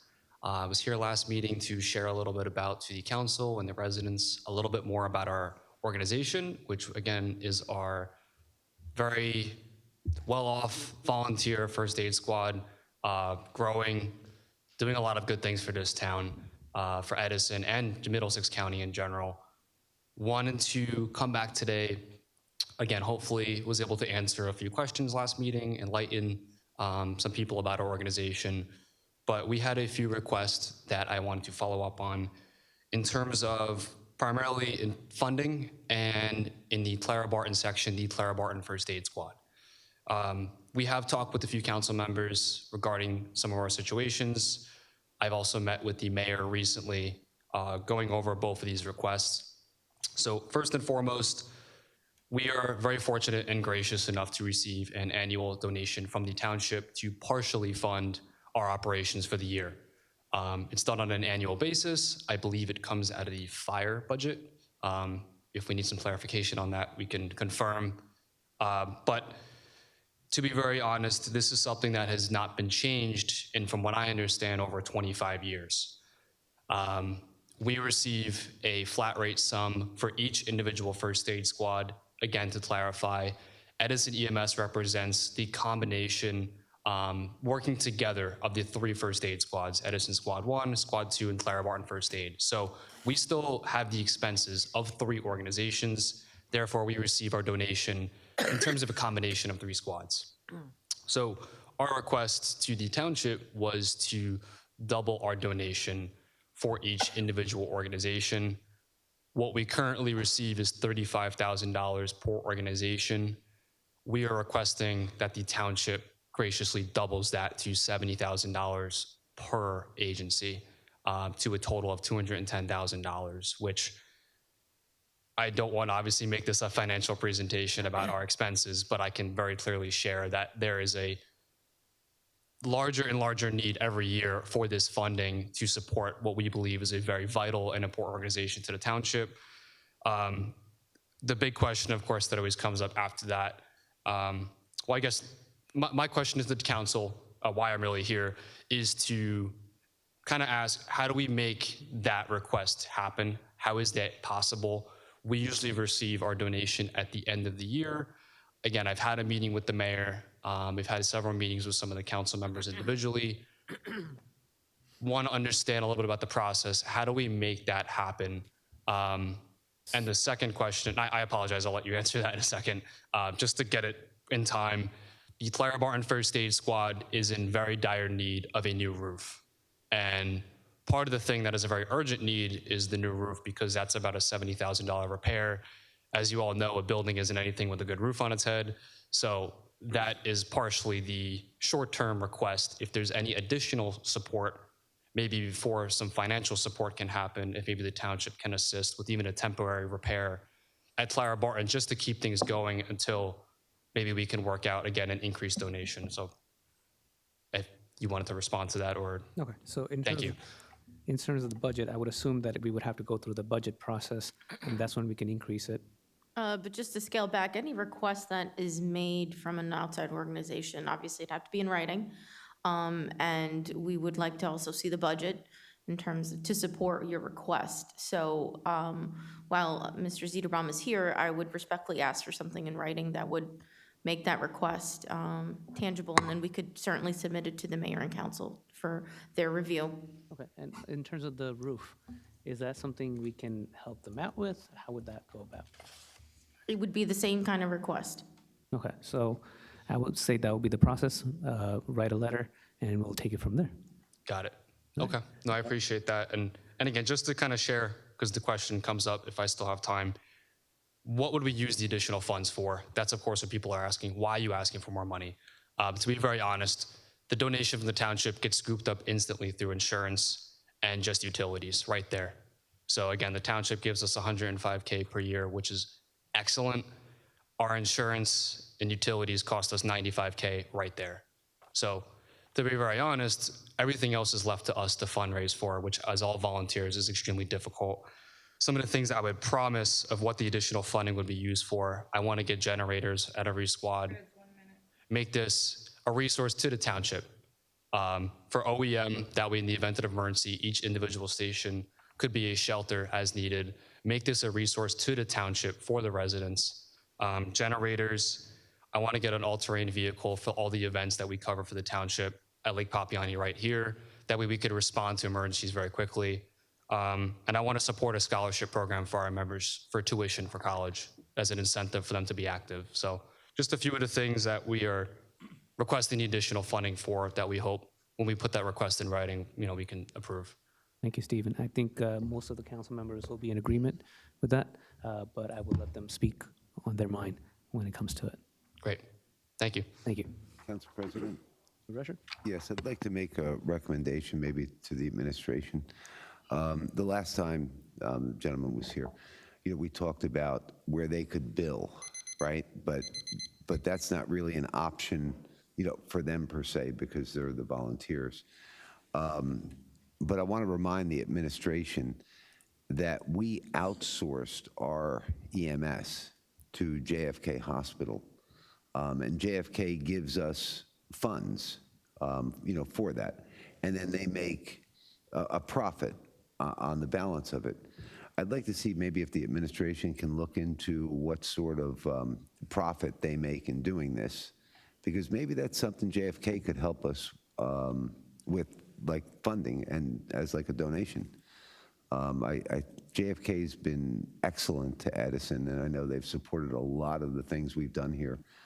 It's great. We have a hospital here. I almost think that they'd want to partake and help donate to help like an EMS, especially since they're making the money on the billing anyway. It's a win-win for everybody. So if the administration could look into it, I think that'd be a great thing. Thank you. Thank you, Councilman Besher. Anyone else? Okay, any other comments? All right, seeing none. I know, but even then, sorry. I'll take a motion to close the public. Motion to close the public portion. Can I get a second? Second. All right, a motion from Councilman Coyle, second by Council Vice President. All in favor? Aye. Aye. All right, moving on to number 24, from the council member to the planning board. Thank you, Council President. The Planning Board held its monthly meeting on Monday, March 18th, 2024, with the following items acted on or presented. For minutes and resolutions, P5248, RG Edison Urban Renewal, extension of minor subdivision approval for 190 days. All these resolutions were approved. P16-2022, Duroc Development, final site plan approval. P05-2023, Richard Pye, preliminary and final site plan approval. P20-2023, Edison Land Investment, LLC, Phase 9, preliminary and final site plan approval. P13-2023, 39 Progress Street, preliminary and final site plan approval. P08-2023, 779 New Durham. This was actually carried to the April 29th meeting. And then the resolution on the ordinance 2211, which was the cannabis ordinance, that is just procedural, nothing new. So just want to clarify on that. Following those, the master planner, BFJ Planning, presented changes and updates that were being proposed to the master plan draft. Some of the highlighted items included the master plan's relationship to master plans of adjacent communities, clarification to several items including shared parking on Amboy, which we heard before, redevelopment sites, current and proposed, and updated zones, such as the RC zone, added options to address recommendations for reduction in the LI zone, suggestion for further study and analysis of ADUs, and a land use plan section added to better indicate recommendations. The board heard from interested parties in regards to the proposed plan and recommended adjustments. The board has taken all items presented under consideration. Once a date is established to which the board will be finalizing and acting on the master plan, I will be sure to update. New business, P13-2022, 2020, designer greetings. Applicant was seeking an amended preliminary and final site plan approval to reposition parking previously approved by the board. Applicant proposed to increase green space while simultaneously cutting down the number of operational truck bays. No other adjustments were sought. Considering a motion was made and seconded to approve, which was done so unanimously. Under old business, P22-2022, Just Nation, 271 Meadow Road. This is an applicant seeking to construct a 12,800 square foot structure to assist in site operations. This was a continuation of the application, which has been going on for approximately 6 months now. Both the applicants and objectors presented testimony pertaining to the application, specifically with LSRP testimony. Given the hour of the meeting and the request for summation and final brief submittal, the application hearing was scheduled to continue for the May 13th meeting. With no other business being heard, the meeting was adjourned. The next planning board meeting is a special meeting scheduled for Monday, April 15th, 7 p.m. here in council chambers. Thank you, Council President. Thank you, Councilman Pointer. Council President, I have a question on the report. Sure. Yeah, thank you, Council President. Councilman Pointer, on the cannabis ordinance that was on the agenda of the planning board, I did make phone calls to understand what that means or what the intent was. I believe it was purely, I think, the communication lag between the council to the planning board, and they forgot to take it. So just for clarification, so that people aren't worried that stuff is coming up without public notice.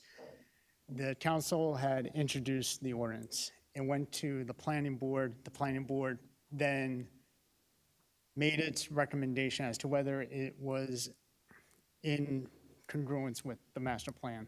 So that was the action. Following that action, it came back to the council here, which was then voted no. The planning board still has to memorialize their action of their recommendation, which that's what this is. So it's nothing new. It's just a formalization of the action that was taken by the planning board. I hope that. Yeah, that's understood. As long as there is no zone change or there is nothing that happened, that's what I want to do. Thank you. Thank you, Council President. Thank you, Councilman Patil. Moving on to number 25, reports from all council committees. Starting on my right, Councilman Brescher. None at this time. None. Councilman Coyle. Council President, I reached out to the administration for a finance committee meeting. Could you reconfirm the date? Sonia. I can certainly do that. What I do need is a list of all the members that are on the finance committee so that I could arrange that. Okay, I think we have the 3 council members, Councilman Does Coyle, the- Chair, me, and Councilman Pointer. I'm not sure if there's any other members here. Could you advise the clerk to send her the list? Okay.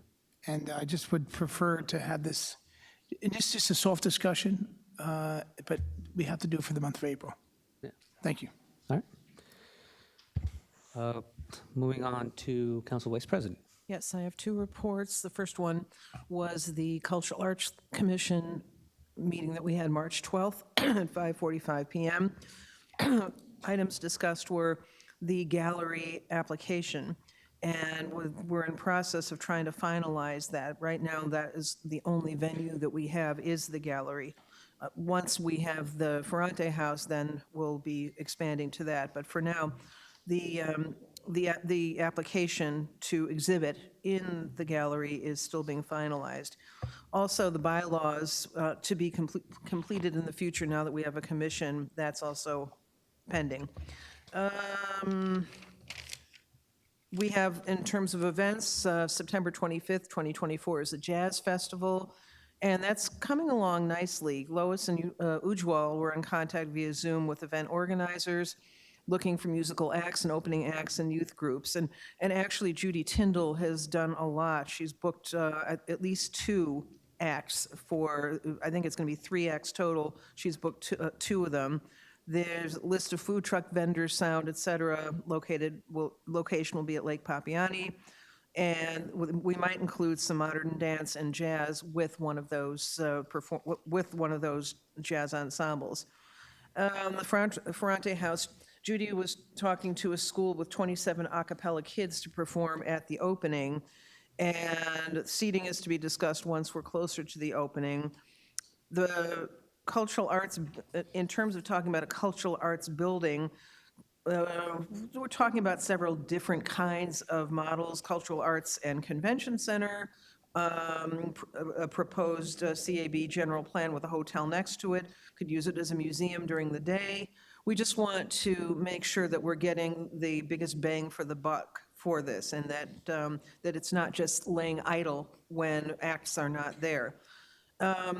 Kathleen Carlucci had a great idea suggesting open-air concerts at the Edison Tower.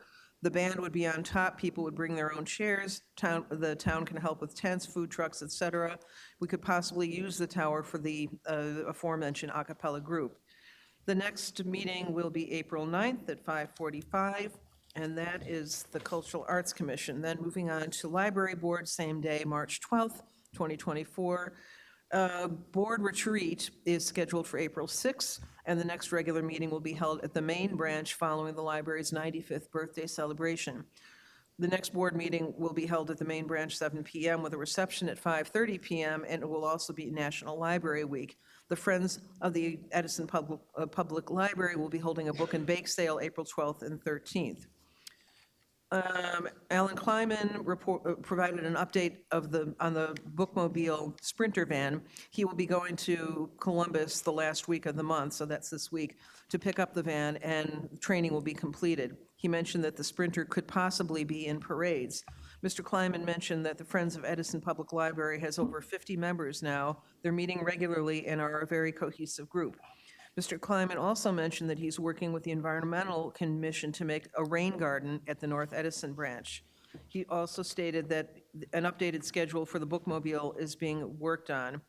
On motion and second, the 2024 library budget was approved, and I believe that, oh wait, no, there's no, on motion and second, the motion to table the resolution to approve the G. Meyer Group bid of $1,734,905 as the lowest bidder for the main library renovation project, and to proceed to award them a contract for doing the work was approved, so that was tabled.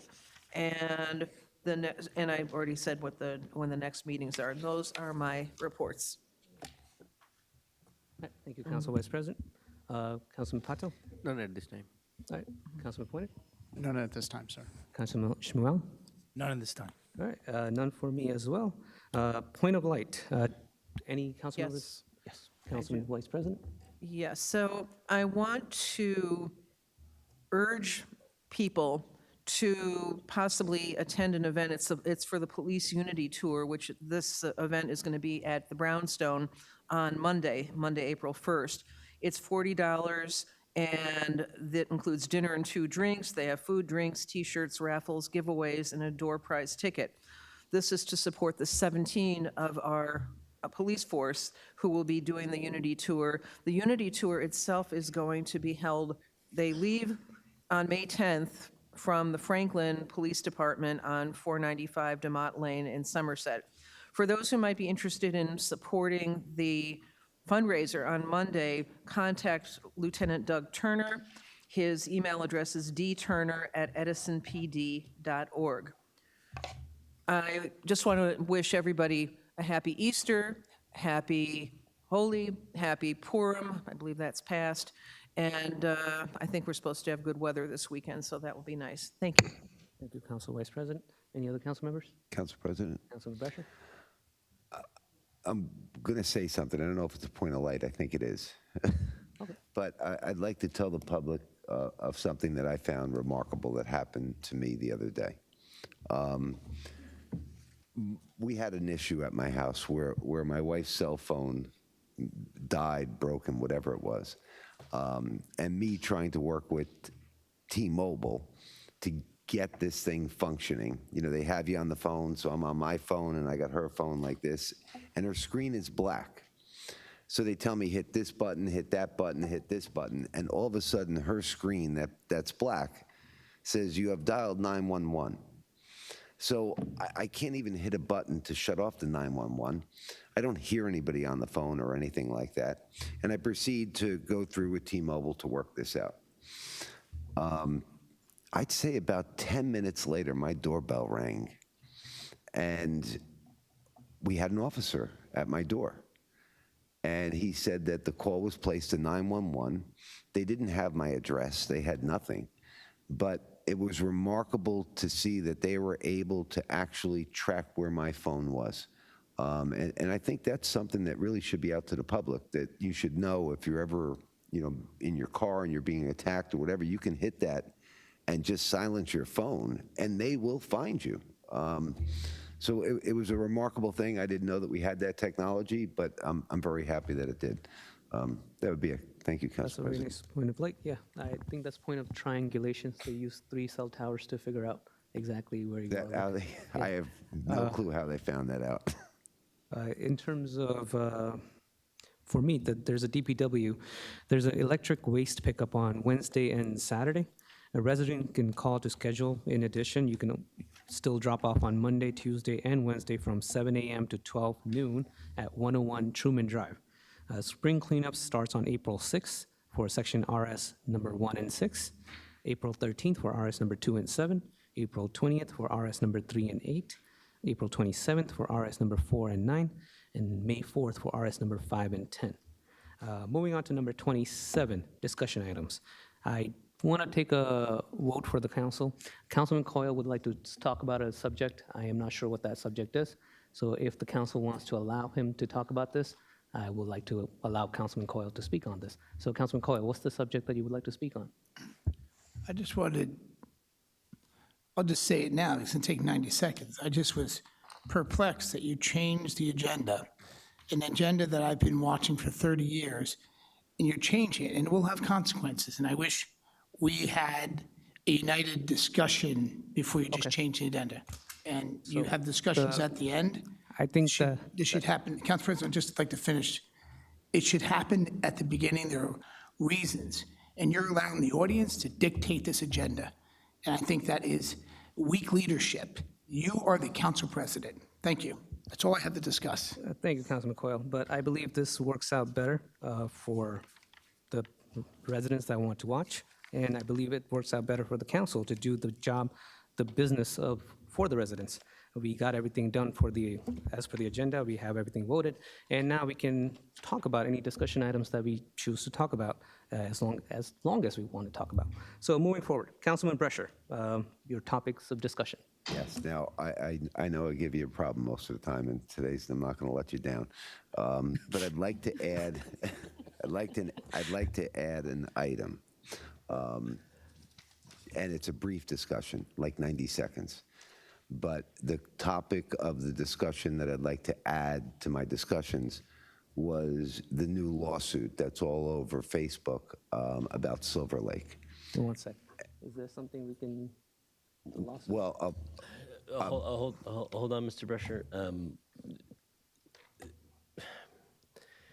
I don't know what discussion Mr. Brescher wants to have about the lawsuit. before he says anything publicly, that may be a matter for executive session to discuss before. The trouble with lawsuits is that anything that you say could end up being a problem, particularly from the council seat. So if there is an item that you wanted to add and the council president wanted to make a motion to go into executive session to discuss it first, so that it could, in fact, I could weigh in on it, let you know my opinion about whether or not it might cause any issues to open that up for discussion in the council floor. That might be an appropriate way to do it. Alternatively, we can have a discussion after this meeting to make a determination as to whether it's something that's appropriate to put onto the discussion items or should be reserved for a more private setting. Okay, when I said 90 seconds, you're going to understand why. My request was that council receives a copy of the lawsuit and that we have a closed session at our next meeting, if we could, to discuss it. That's a fair point. Yeah, thank you. All right, so Okay. moving on to 8:30. Yes, I have, we're going to jump around. Pleasant Avenue, simple one. We got our answer. They're enforcing. I see a Lieutenant Turner, right, is back at this, which was great news. I was glad to hear that he's back here doing this. So I thank I thank Lieutenant for explaining it to me before the meeting. I thank everybody for explaining it for our residents here also. I said skate park. I'm going to send my council colleagues some information on a resident that lived here by the name of Mike Valley. He's someone that I believe, and I'll look that up too, but I believe he's actually in the Skateboard Hall of Fame. We're talking about back when skating kind of really took off. You know, I talked to the administration about possibly naming the skate park after him. And we talked about maybe another skate park, that we might do in the future. But I'm going to send this to my council colleagues because I'd like to put a proclamation together to acknowledge, the work that he did as far as skating and acknowledge him. So I'll be sending that out to my council colleagues this week. Another small one, we had that broadband, I guess, feasibility study. In reading it, it didn't look to me like it was an actual feasibility study. And I'll tell you one of the quick problems. So once I got to the one problem, I just kind of shut down and said, this isn't a feasibility study because it's not feasible. But they said something about like if we charge $90 per house for broadband, and we have X amount of people sign up, it becomes feasible. But they didn't say anything about what we get for the $90. Like, do we get 1 gig or do we get 300 or 400 or what it is? Because when I looked at that, I looked at what Optimum is charging, right? And you can get Optimum for 1 gig for like $70, which would be $20 cheaper. So the feasibility study should have taken into account the market rates that are out there now to the residents, not to tell us that it's $90 or it takes $150 to make it feasible, because you can't be competitive with that when your competition is at $70. So I'd like to see if there's a way that the administration can have them relook at those numbers and, do an analysis to see really what they could probably get for it here in Edison before we kind of move forward with any of that.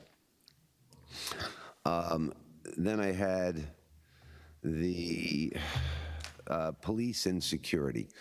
And this has become a big thing.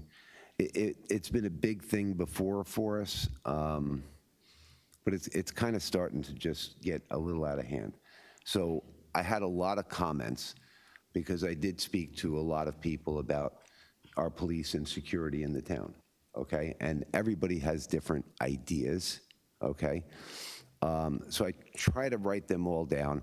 I do have it all here, and I wrote it. So it's unusual for me to read something, but I'm going to read it. I go, here we all sit. We've seen the spike in crime under our new mayor and public safety director.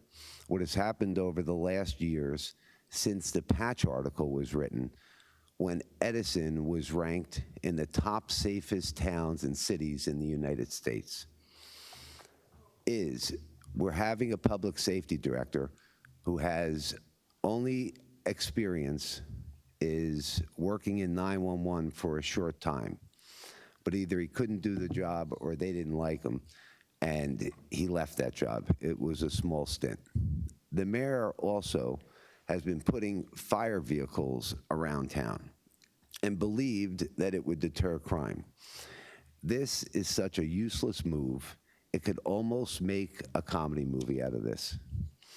The other useless things we did was to put a mobile command station on Oak Tree Road.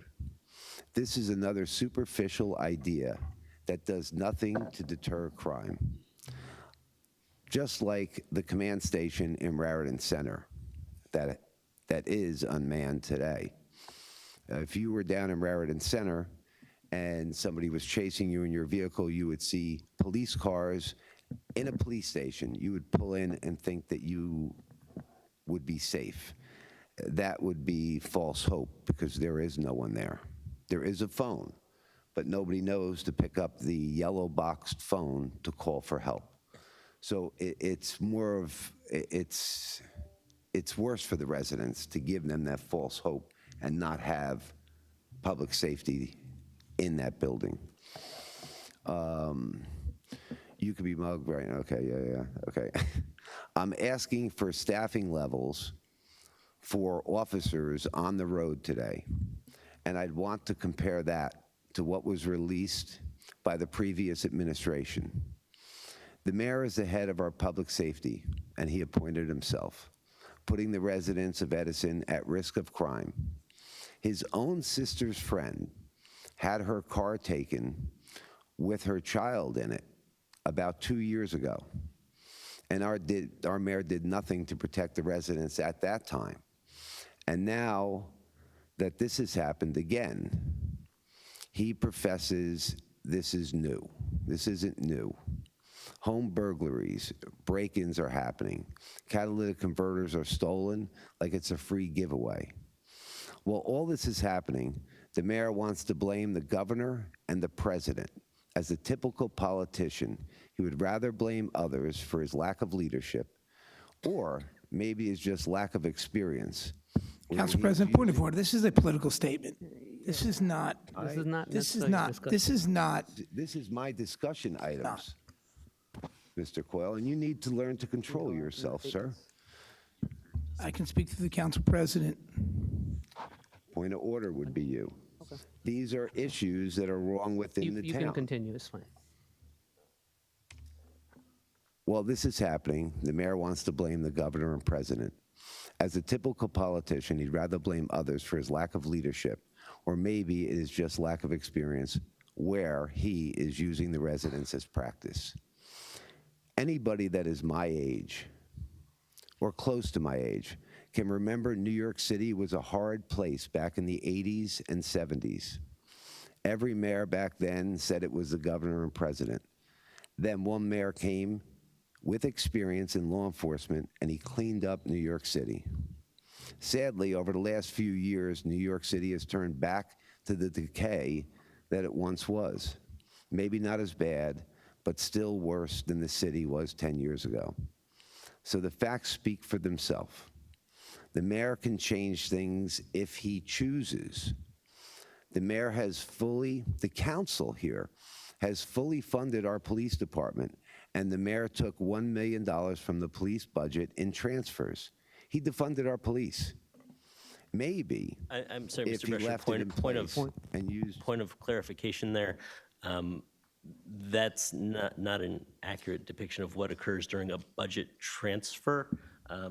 If the administration to the attorney, wants to listen, when I'm re-clarify. When I'm speaking, No, if you'd that like is to a point of afterward, you'd like clarification, to do sir. whatever you want to do, that's great. But otherwise, do me a favor and shut up. All right? I don't need you Councilman Brescher. interrupted me. No, Council President, you should not.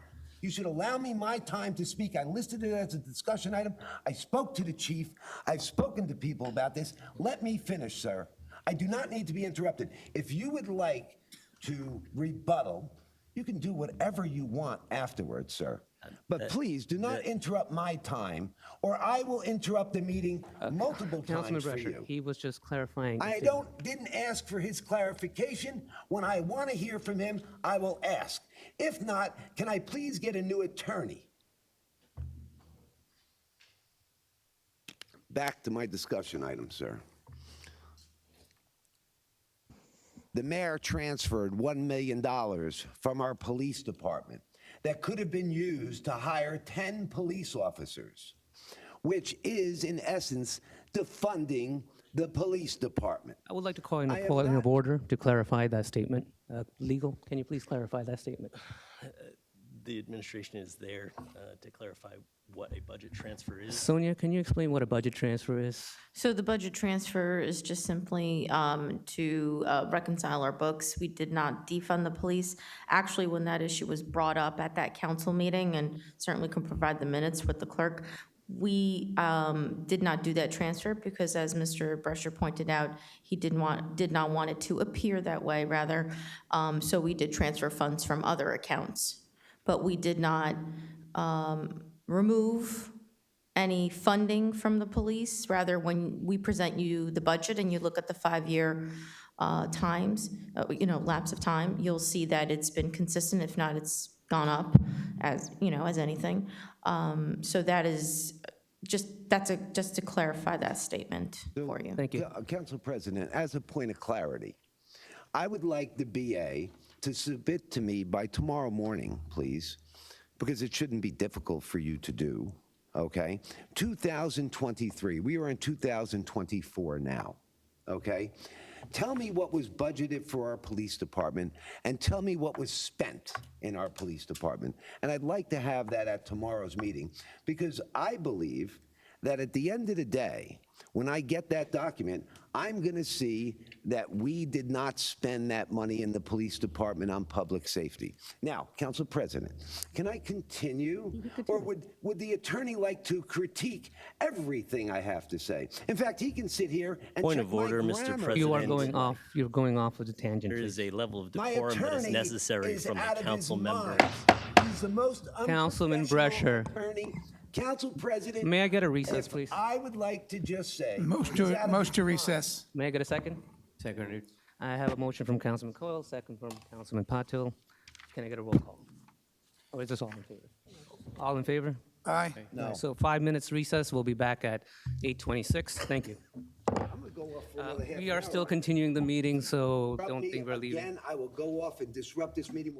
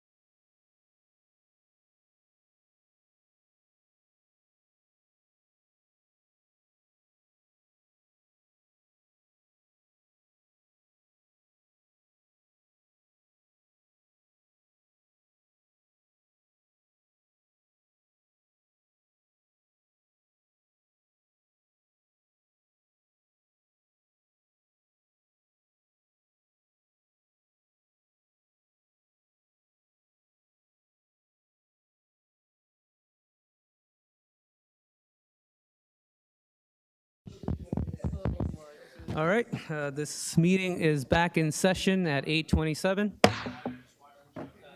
Councilman Schmuel, Councilman Coyle.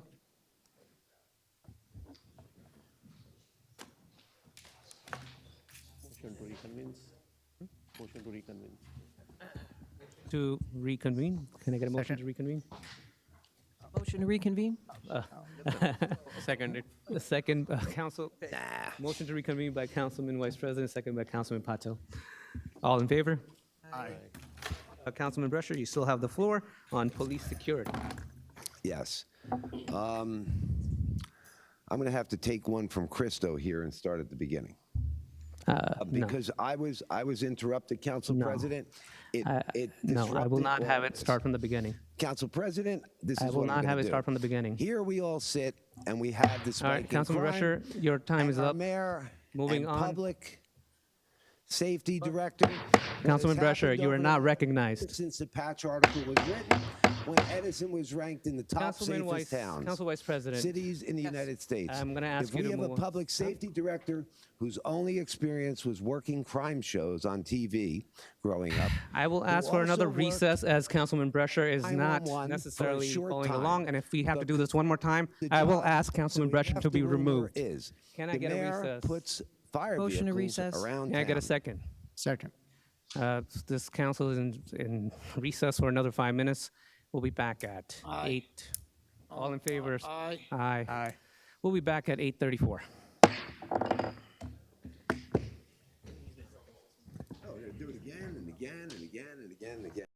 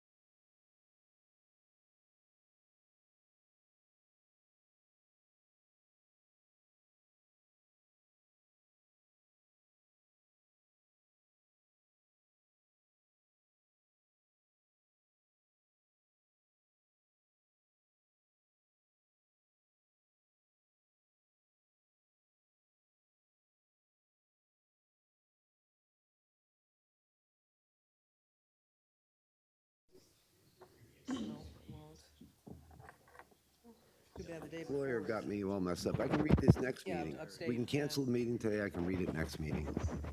And if not, I'll read the next meeting. But it'll happen. It'll all come out. 10 more seconds. Yeah, we got a couple seconds. All right. All right, the motion is, motion to reconvene, please. Motion to reconvene. May I get a second? Second. All right, motion by Councilman Patel, second by Councilman Pointer. All in favor? Aye. All right, so I'm going to give you one more chance, Councilman Brescher, to continue on police security. All right, I'm going to try and be a little nicer to you. Even though I do think our attorney is horrible. Just continue with the discussion item, please. The mayor is the head of our public safety, as he appointed himself. Let's see, let's go down. New York City was a hard place, right? We did that, right? And then the mayor cleaned that up, but our mayor can't clean up our town. Okay, so the facts speak for themselves. A mayor can change things if they choose.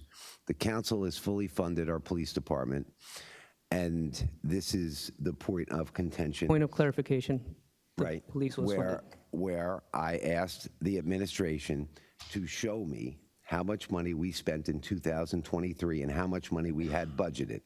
And the reason why I bring this up is that if we didn't spend $2 or $3 million and we would have hired 10, 20, or 30 police officers, whatever that dollar amount would be, and they had boots on the ground, our crime would be less. Okay? It goes back and forth. Now, of course, you could say maybe we have no police and we have no crime. I don't believe that, neither did that mayor in New York City. That mayor in New York City put a lot of boots on the ground and he cleaned it up, unlike our mayor does.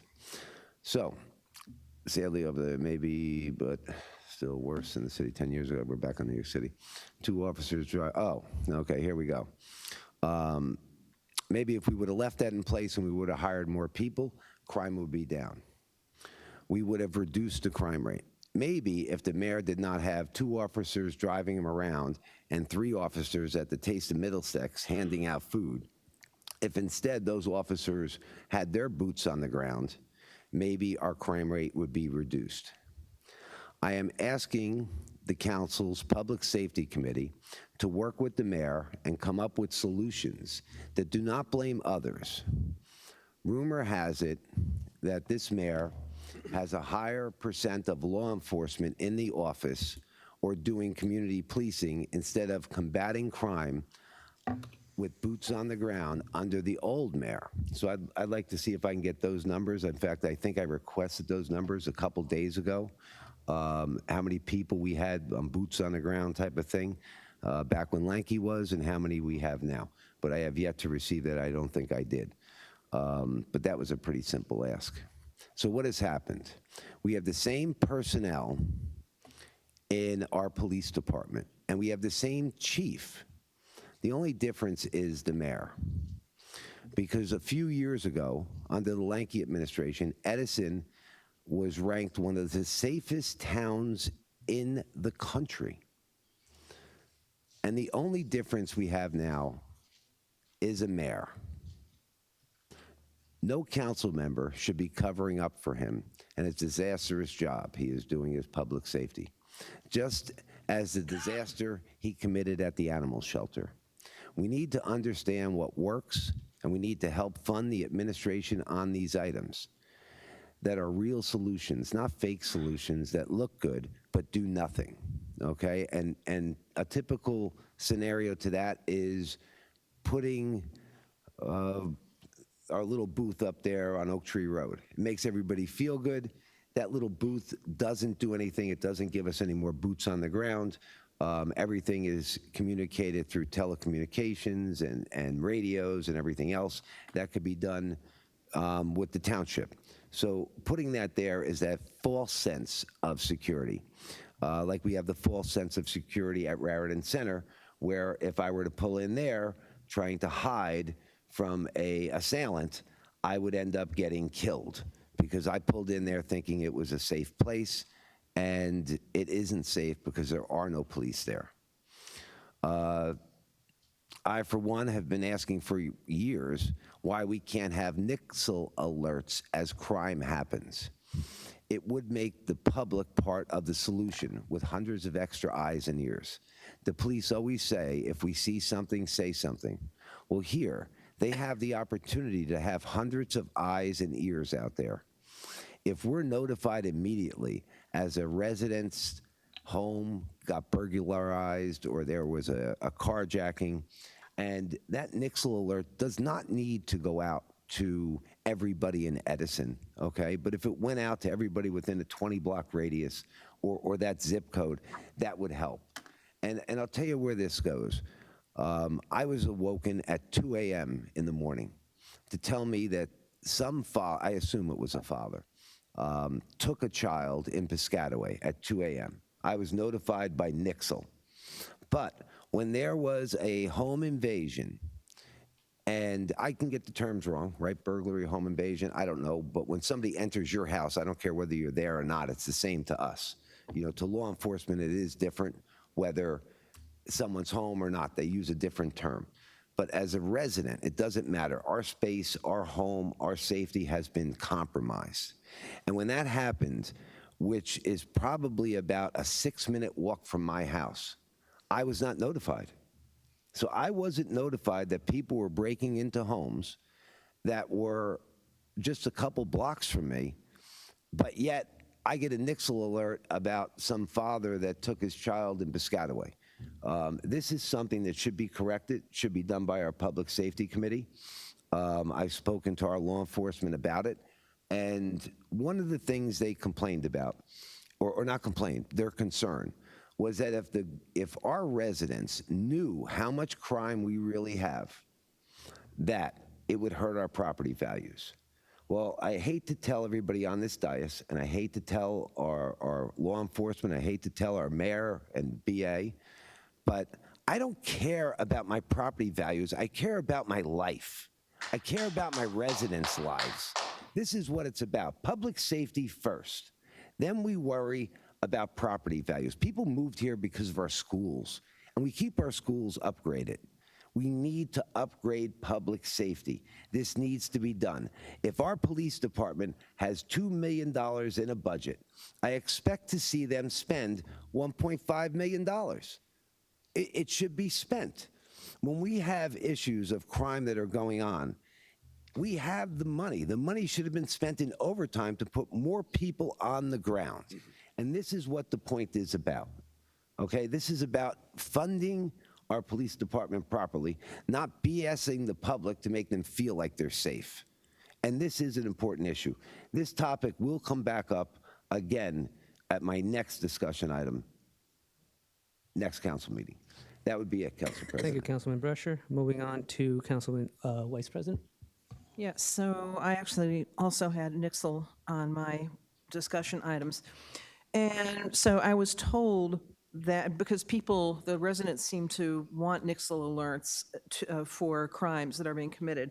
We get things from the Ring doorbells, we get alerts or things like that, and there's neighborhood watch and stuff. But what I was told about nixle and not informing people about crime is that the public, they don't want to alarm the public. They don't want it to be where the public is afraid to go out. I'm skeptical about that. I liken it to when a doctor is prescribing medication and the doctor either is going to tell the patient about what possible side effects there are, or they choose not to because they don't want to alarm the patient. And my feeling is that sunlight is the best disinfectant. So I too am concerned about this. I feel like infantilizing the residents is not the way to go on this. I think it's better to have more knowledge than less. Moving on to public advocate, through the Council President, where are we on this? I'll ask you, through the President, Councilman Brescher. Councilman Brescher, you have a question on public advocate. Where are we? I actually have on here that I'm going to take the public advocate, I'm going to take the tree ordinance, and, right, those two. And I'm going to draft up an ordinance for both of them because I can't seem to get that from our attorney. The tree ordinance we were expecting to see. The tree ordinances, I'm reviewing it. They did write it up for me. Oh, I didn't see it. I was the one that asked for it. They didn't send it to me. So as far as I'm concerned, I will our forward that to attorney you. really is that bad. But, so yes, Council Vice President, that will be put up at our next meeting. Okay, all right, good. Boards and committees. The listings on the website are not up to date, and I'm wondering what it will take. There are terms that expired, I don't know if it was 2022, 2023, and I wonder if we can get what's on the website up to date. Sonia, I think there was a confusion as to there's certain portion things that are mayor responsibility. There's certain things that I'm responsible for that I think we are going to be updating, but there's some stuff that is mayor's responsibility. I'm just not sure where. Regardless of who appoints Yeah. to these committees, the clerk's office maintains a list of all of the boards and committees, even if there are vacancies in there. That's maintained by the clerk's office. Okay. So if there are vacancies, we can certainly provide that to you, and we've been working on it because it's, there are constantly vacancies. But that list itself is maintained by the clerk's office. I will follow up with the clerk. Just put vacancies. We'll discuss this offline. Okay. Okay, and then one more.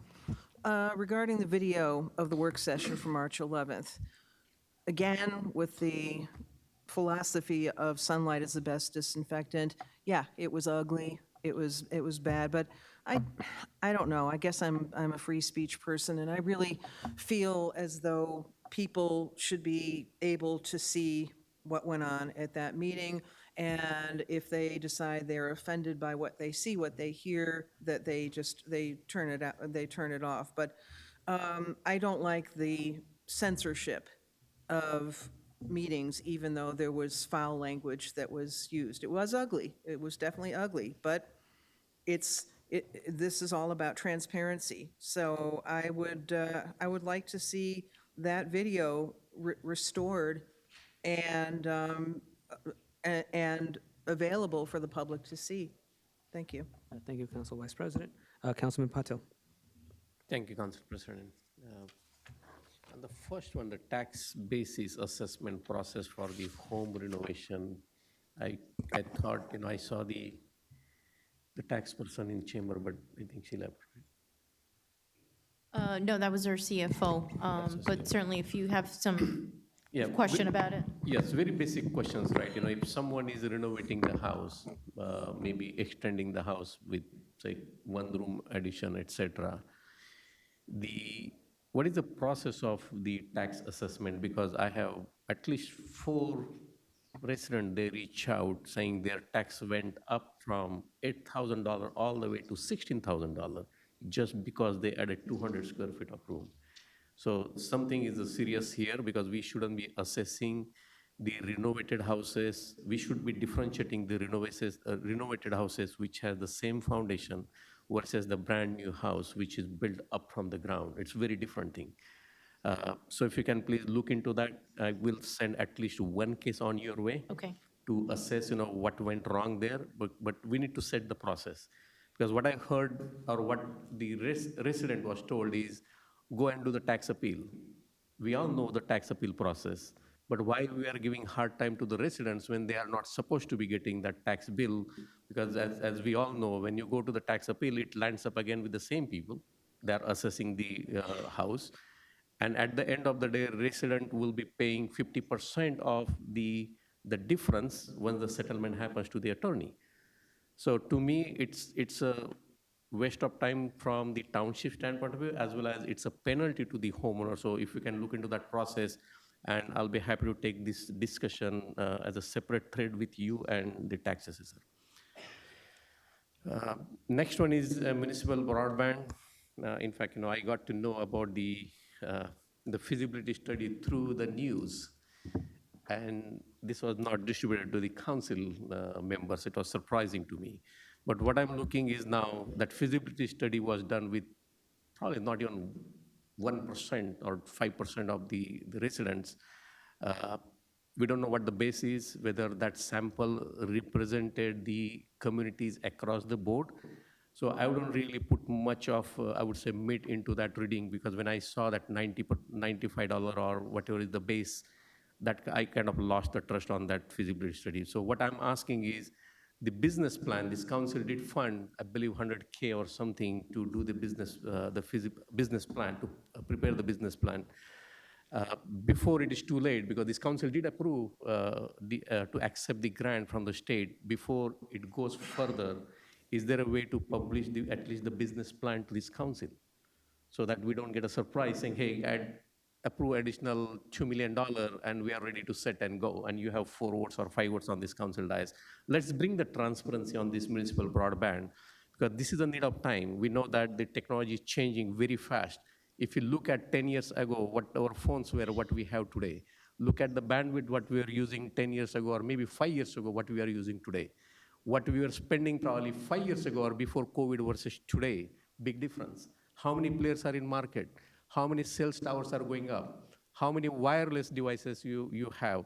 There is a lot to study, and that is where I will be very keen to understand what is your business plan in terms of using the state funds. Hopefully, we will not be just spending that money and going somewhere else and asking taxpayer to pay more money.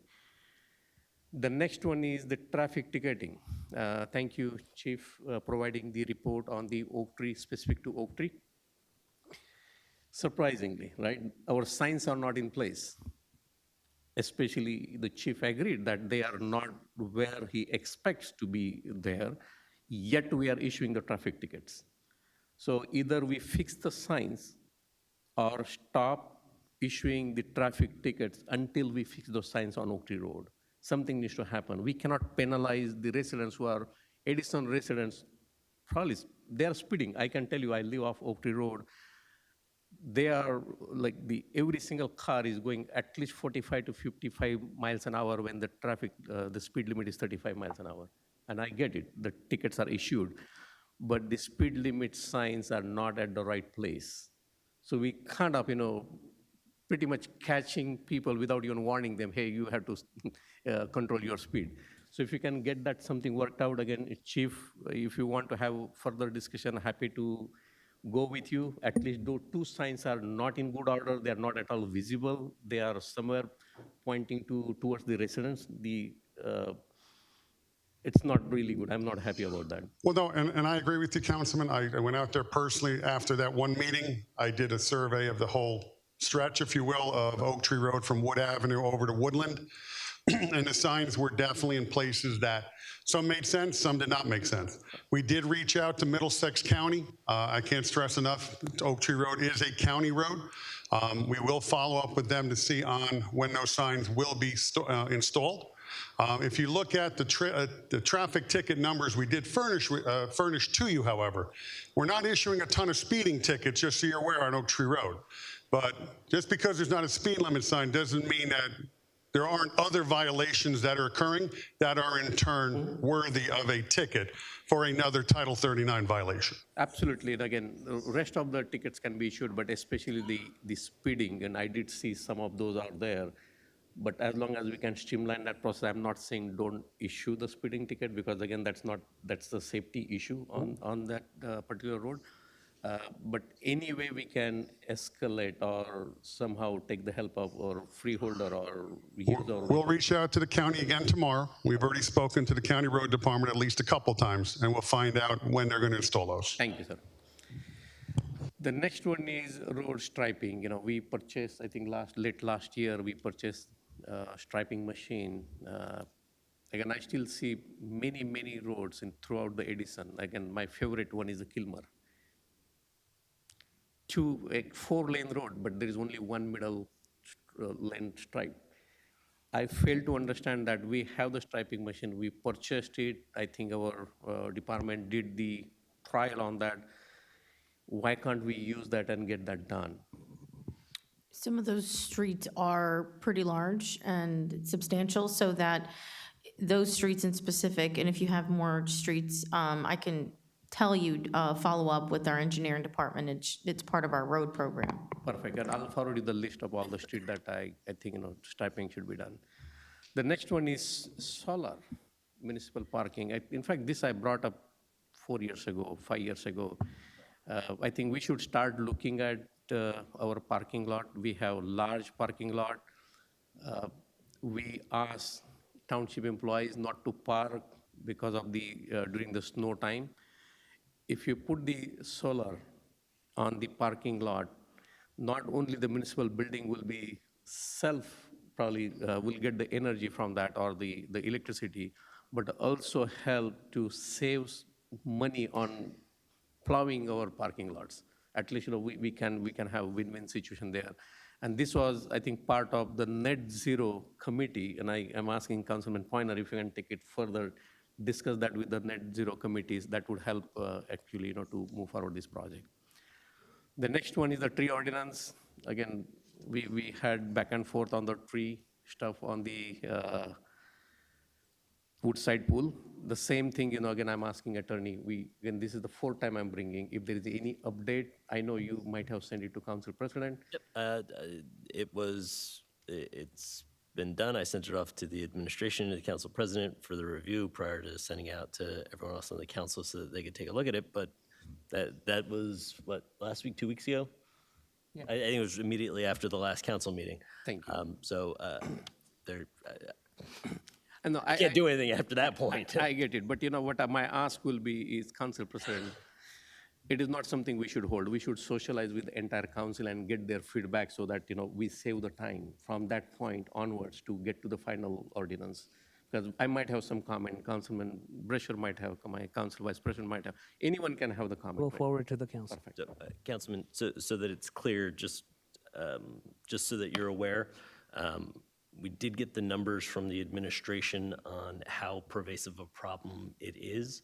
Apparently, out of the roughly 1,200 to 1,300 tree removal applications over the last 2.5 years, the only ones that were both residential applications and had to pay into the tree fund, there were two.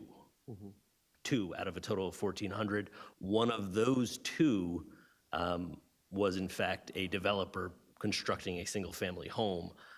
The other one was a resident. So I do understand the urgency. I just want to make sure that you're aware.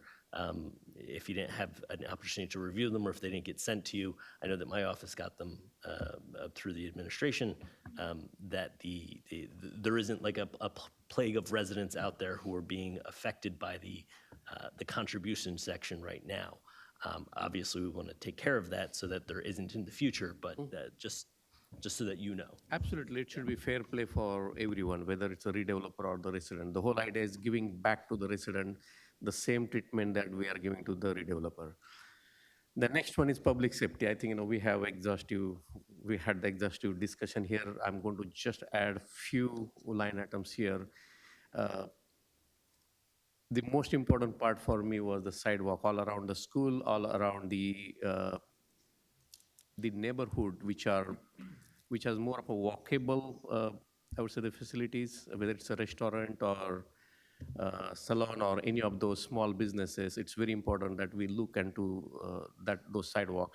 And if at all this council needs to amend the sidewalk ordinance, so it be. But if I remember, 2017, 18, 19, all the way to 2020, this council used to receive the application, the resolution to waive the sidewalk, and we have rejected. In last 2.5 years, I have not seen a single application. So it is taken care by planning board. I don't know where this is happening and why it is not coming to this council dais to at least discuss and deny that application. The next one is the traffic. Again, this ties down to the public safety. I spoke about Oak Tree Road. The same problem is on Amboy Avenue. In fact, when I was at the event, the last event, police officers were right there, but people were speeding or cruising right on the Amboy Avenue. I was surprised. Again, it's again safety issue. I don't know why we let this happen or let this go. The second one, the last one was about the incident that happened all along last few weeks. I know, there is a lot outreach, but let's take the politics out of this whole thing. This is not new. I understand that this is happening across the nation, but what is important here is not about people showing that, you're safe. At least we need to see the action. What that means is we need to see more officers on the ground. What I heard is again, I'm not going to talk about the numbers here because that's not good for residents to hear. But we need to come up with some plan. The news articles are not going to help. The press conference are not going to help. Your portable, I'm using the word portable, substation is not going to help. What we need is a presence of officers on the ground. That's the key there. So let's take that from our mind and see, how we can help. I know that, we had, different structure in police department, and I'm proud to say that, again, we have the finest police department in state of New Jersey. But again, we need to restore that trust with the residents. There are a few residents, they reach out, who are the victims, and I'm going to talk to Chief privately on where it stands. And the reason I'm bringing this up is when the North Edison station was set, the mobile station was set, the very next day, the car was stolen right on the Oak Tree Road. So it's not really adding any value. Again, maybe as an optics, yes. Unless that is effective, I would have preferred, rather than having 2 police officers stationed there, if they were on the ground and making the rounds, I think we'll feel more safe than they being stationed. Again, that's the way I think. That's the residents' thing. But again, I will leave it to the administration for the next course of action. But this is very, very important. That ties back to the Nixle alert. The topic is already covered, but hopefully people do get the information ahead of a time. And my request to Chief is if we can at least, not on daily basis, but at least twice a week or at least a week, if we can update those victims where their case stands, because they keep calling and we say, hey, we don't know yet. That's not a good thing, because they ultimately end up calling elected officials and who end up calling Chief, and it goes in round robin. It's a circle, there's nothing helping there. So if we can set some sort of a process, say something happens to a resident, if there is a follow-up every, I would say, alternate day, or at least checking, hey, what's going on? Is everything is okay? Here is an update. We are working on it. At least that the courtesy call will help, definitely will help to boost their morale.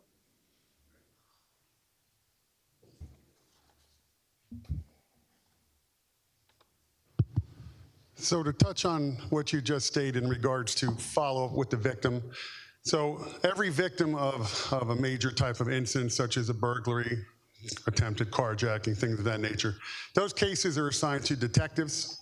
Specific detectives investigate those specific crimes, and they do stay in touch with the victims. They share their information with the victims so the victims can constantly contact them. And then when there's updates, they also reach out and obviously try to give as many updates as they can without, of course, affecting a potential investigation. So just so you know, that communication, two-way communication is already occurring. All right. If I could just touch on a couple other quick things you mentioned. So we are putting extra patrols out there, maybe contrary to some people's beliefs. We have extra officers, marked units, unmarked units, during key times when we believe that these type of events are occurring. The substation, some might argue it doesn't serve a purpose. I would disagree, but I guess who am I, right? But I am a proponent of it. I think it serves a very good purpose up on Oak Tree Road. It is a visual deterrent. Part of our job is not just to reduce crime, but reduce fear of crime. Just so we're all kind of clear on that as well. Yep. Chief, again, as I said, I'm not against the mobile station. If you look at the optics and the orientation, if I'm driving on Oak Tree Road, to me, it looks like, if the police car is not there, it looks like a landscaper trailer, literally. If you orient that in a way that people can see it, it will be perceived in a different way. Well, there is a patrol car there. There are officers in and out of there constantly, not necessarily living there, because as has been stated, we want them out on the streets, right? We want them physically out there trying to deter crime. In addition to that, though, it does have a lighting system. You may have seen it at night. It's very bright. It is there for the purpose of illuminating in that area, and again, as a visual deterrent as well. Thank you, Chief. Thank you, sir. Thank you, sir. Thank you, Councilman Patel. Councilman Pointer? Thank you, Council President.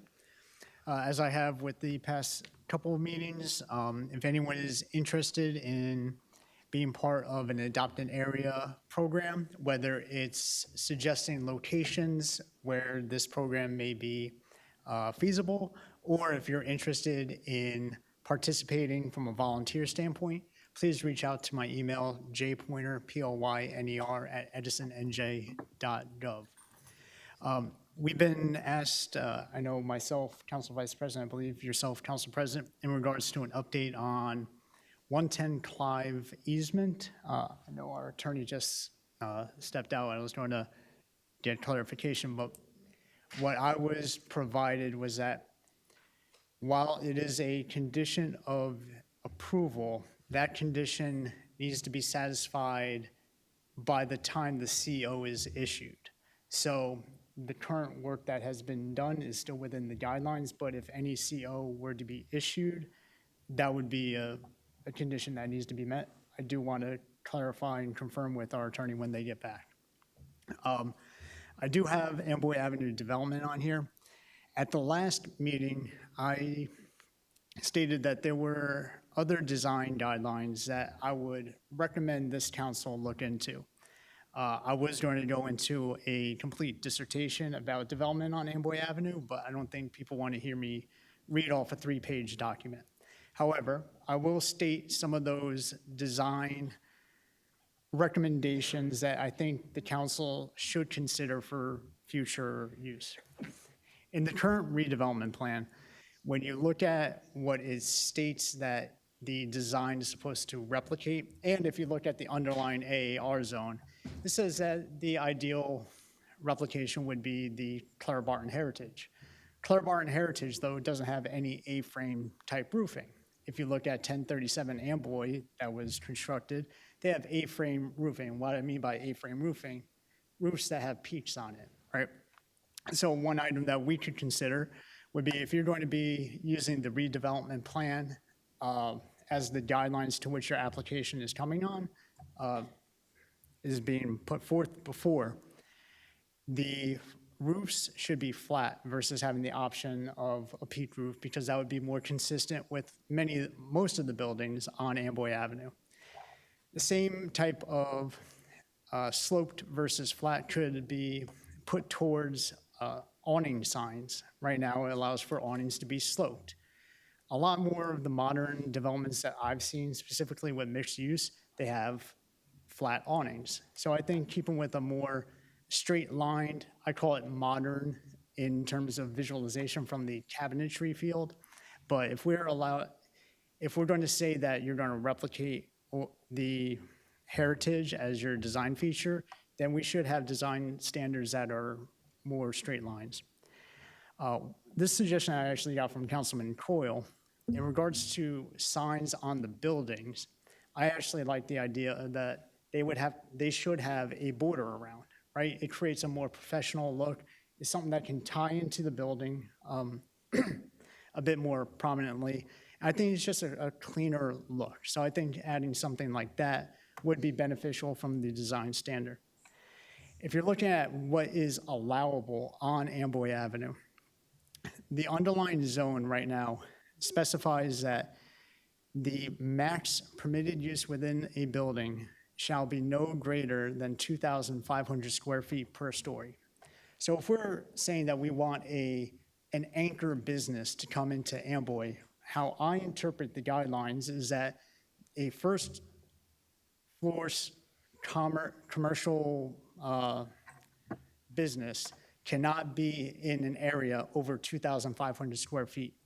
If I'm a restaurant owner that is looking to come onto Amboy that has already like a history or other locations. I may be looking for something that has bigger square footage, because if I'm looking for additional tables or a bigger kitchen in the background, that 2,500 square foot restriction may not be appropriate. Likewise, I would be interested to see what the current trends are in regards to commercial buildings being rented out and what those square footages being on the first floor are, because maybe that restriction isn't conducive not just for restaurants, but other industries as well. I know the main talking point or item of discussion, rather, is on the 4 stories or the 45-foot height of the building. If those restrictions are alleviated, we're still provided with 3 stories or a max height of 40 feet. I would not be opposed personally, and as a resident of the neighborhood, to say maybe modifying it to allow 3.5 stories so that a roof deck could be made available for residents on the 2nd and 3rd story if that type of development were to occur. It's something that's different than the underlying zone and can be used as an incentivizing measure to anyone that does develop on Amboy. Another issue with Amboy is that you have several locations that are just residential, single-family residential homes on Amboy Avenue. The overlay zone does not pertain to the residential properties. It pertains to commercial properties, those that are designated as OS. We could allow for building type 3, which is a residential 1st, 2nd, and 3rd story, to be allowable on Amboy Avenue, because we have actual stretches that intersect commerce throughout the street. That way, if those were to be updated, those design standards would actually be more coherent with the rest of Amboy Avenue. And the final thing, in regards to parking, I have some out-of-the-box ideas that I'll be glad to share with the residents, but a visualization is probably better suited for it. However, one of the items that I noticed was that currently under retail parking, it has a 1 for every 250 square foot requirement. If you look at the general RSIS standards under retail, that's been updated to 300 square feet. So even though you may have a reduction of 1 required square foot parking that's required, or 1 space that's required, it would actually fall in line more with what the state guidelines are. So I had mentioned that I would have some recommendations. Those are a couple of them. In regards to the actual planning of Amboy Avenue, I'll hold that to a separate time. Thank you, Council President. You want to go back to the question for the leader? Do you have an issue for me with them? No, not necessarily an issue. I just want to make sure I'm understanding correctly.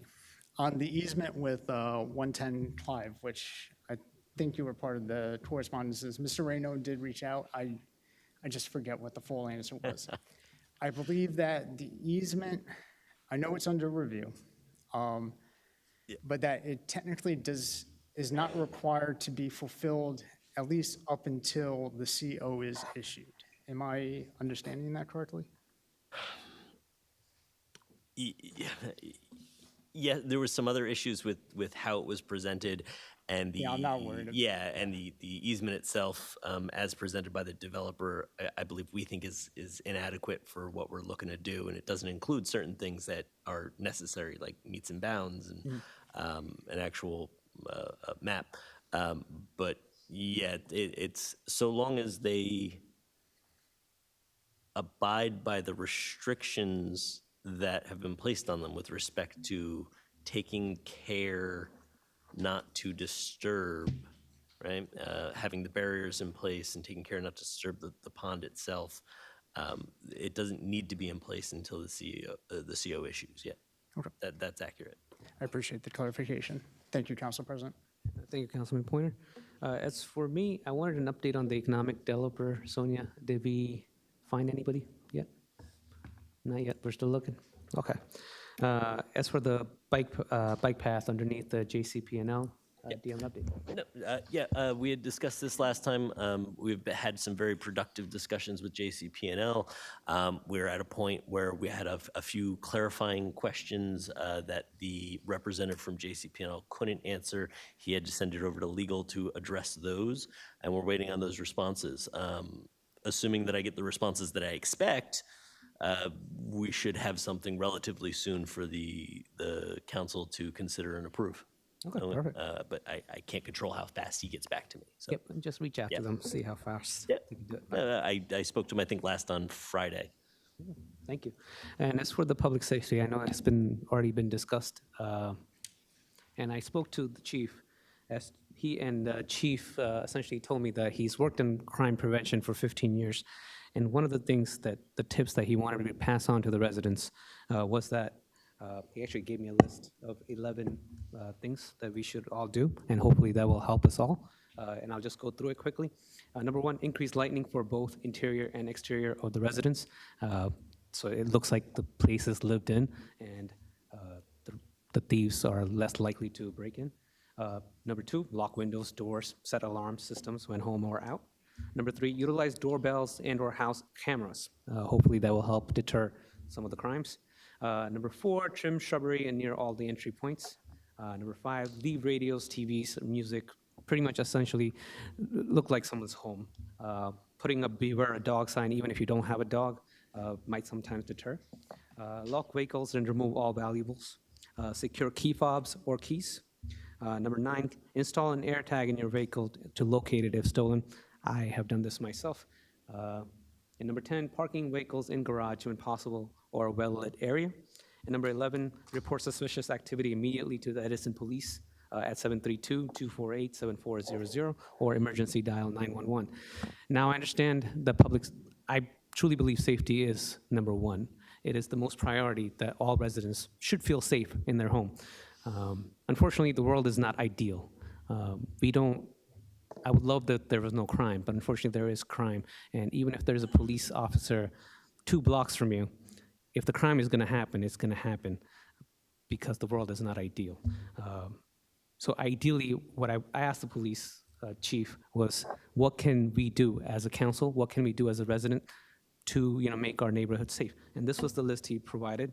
And I asked him, can we have more boots on the ground? He assured me that there's more boots on the ground, even though, there might be part about the one key sec, you're not fob. recognized. No, sir. no, but the You- key fob. Let me finish. Because, well, you remember when I spoke and it was fake news Council President, point of order. about the key Speaker's fob, out of order, and Council the key President. fob happens to be Speaker's out of order. You're not recognized. I know.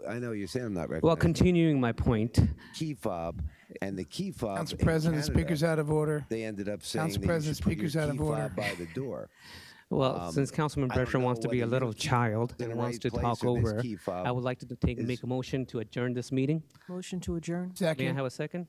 All right, motion from Council Vice President and second by Councilman Coyle. Thank you, Council President. Roll call.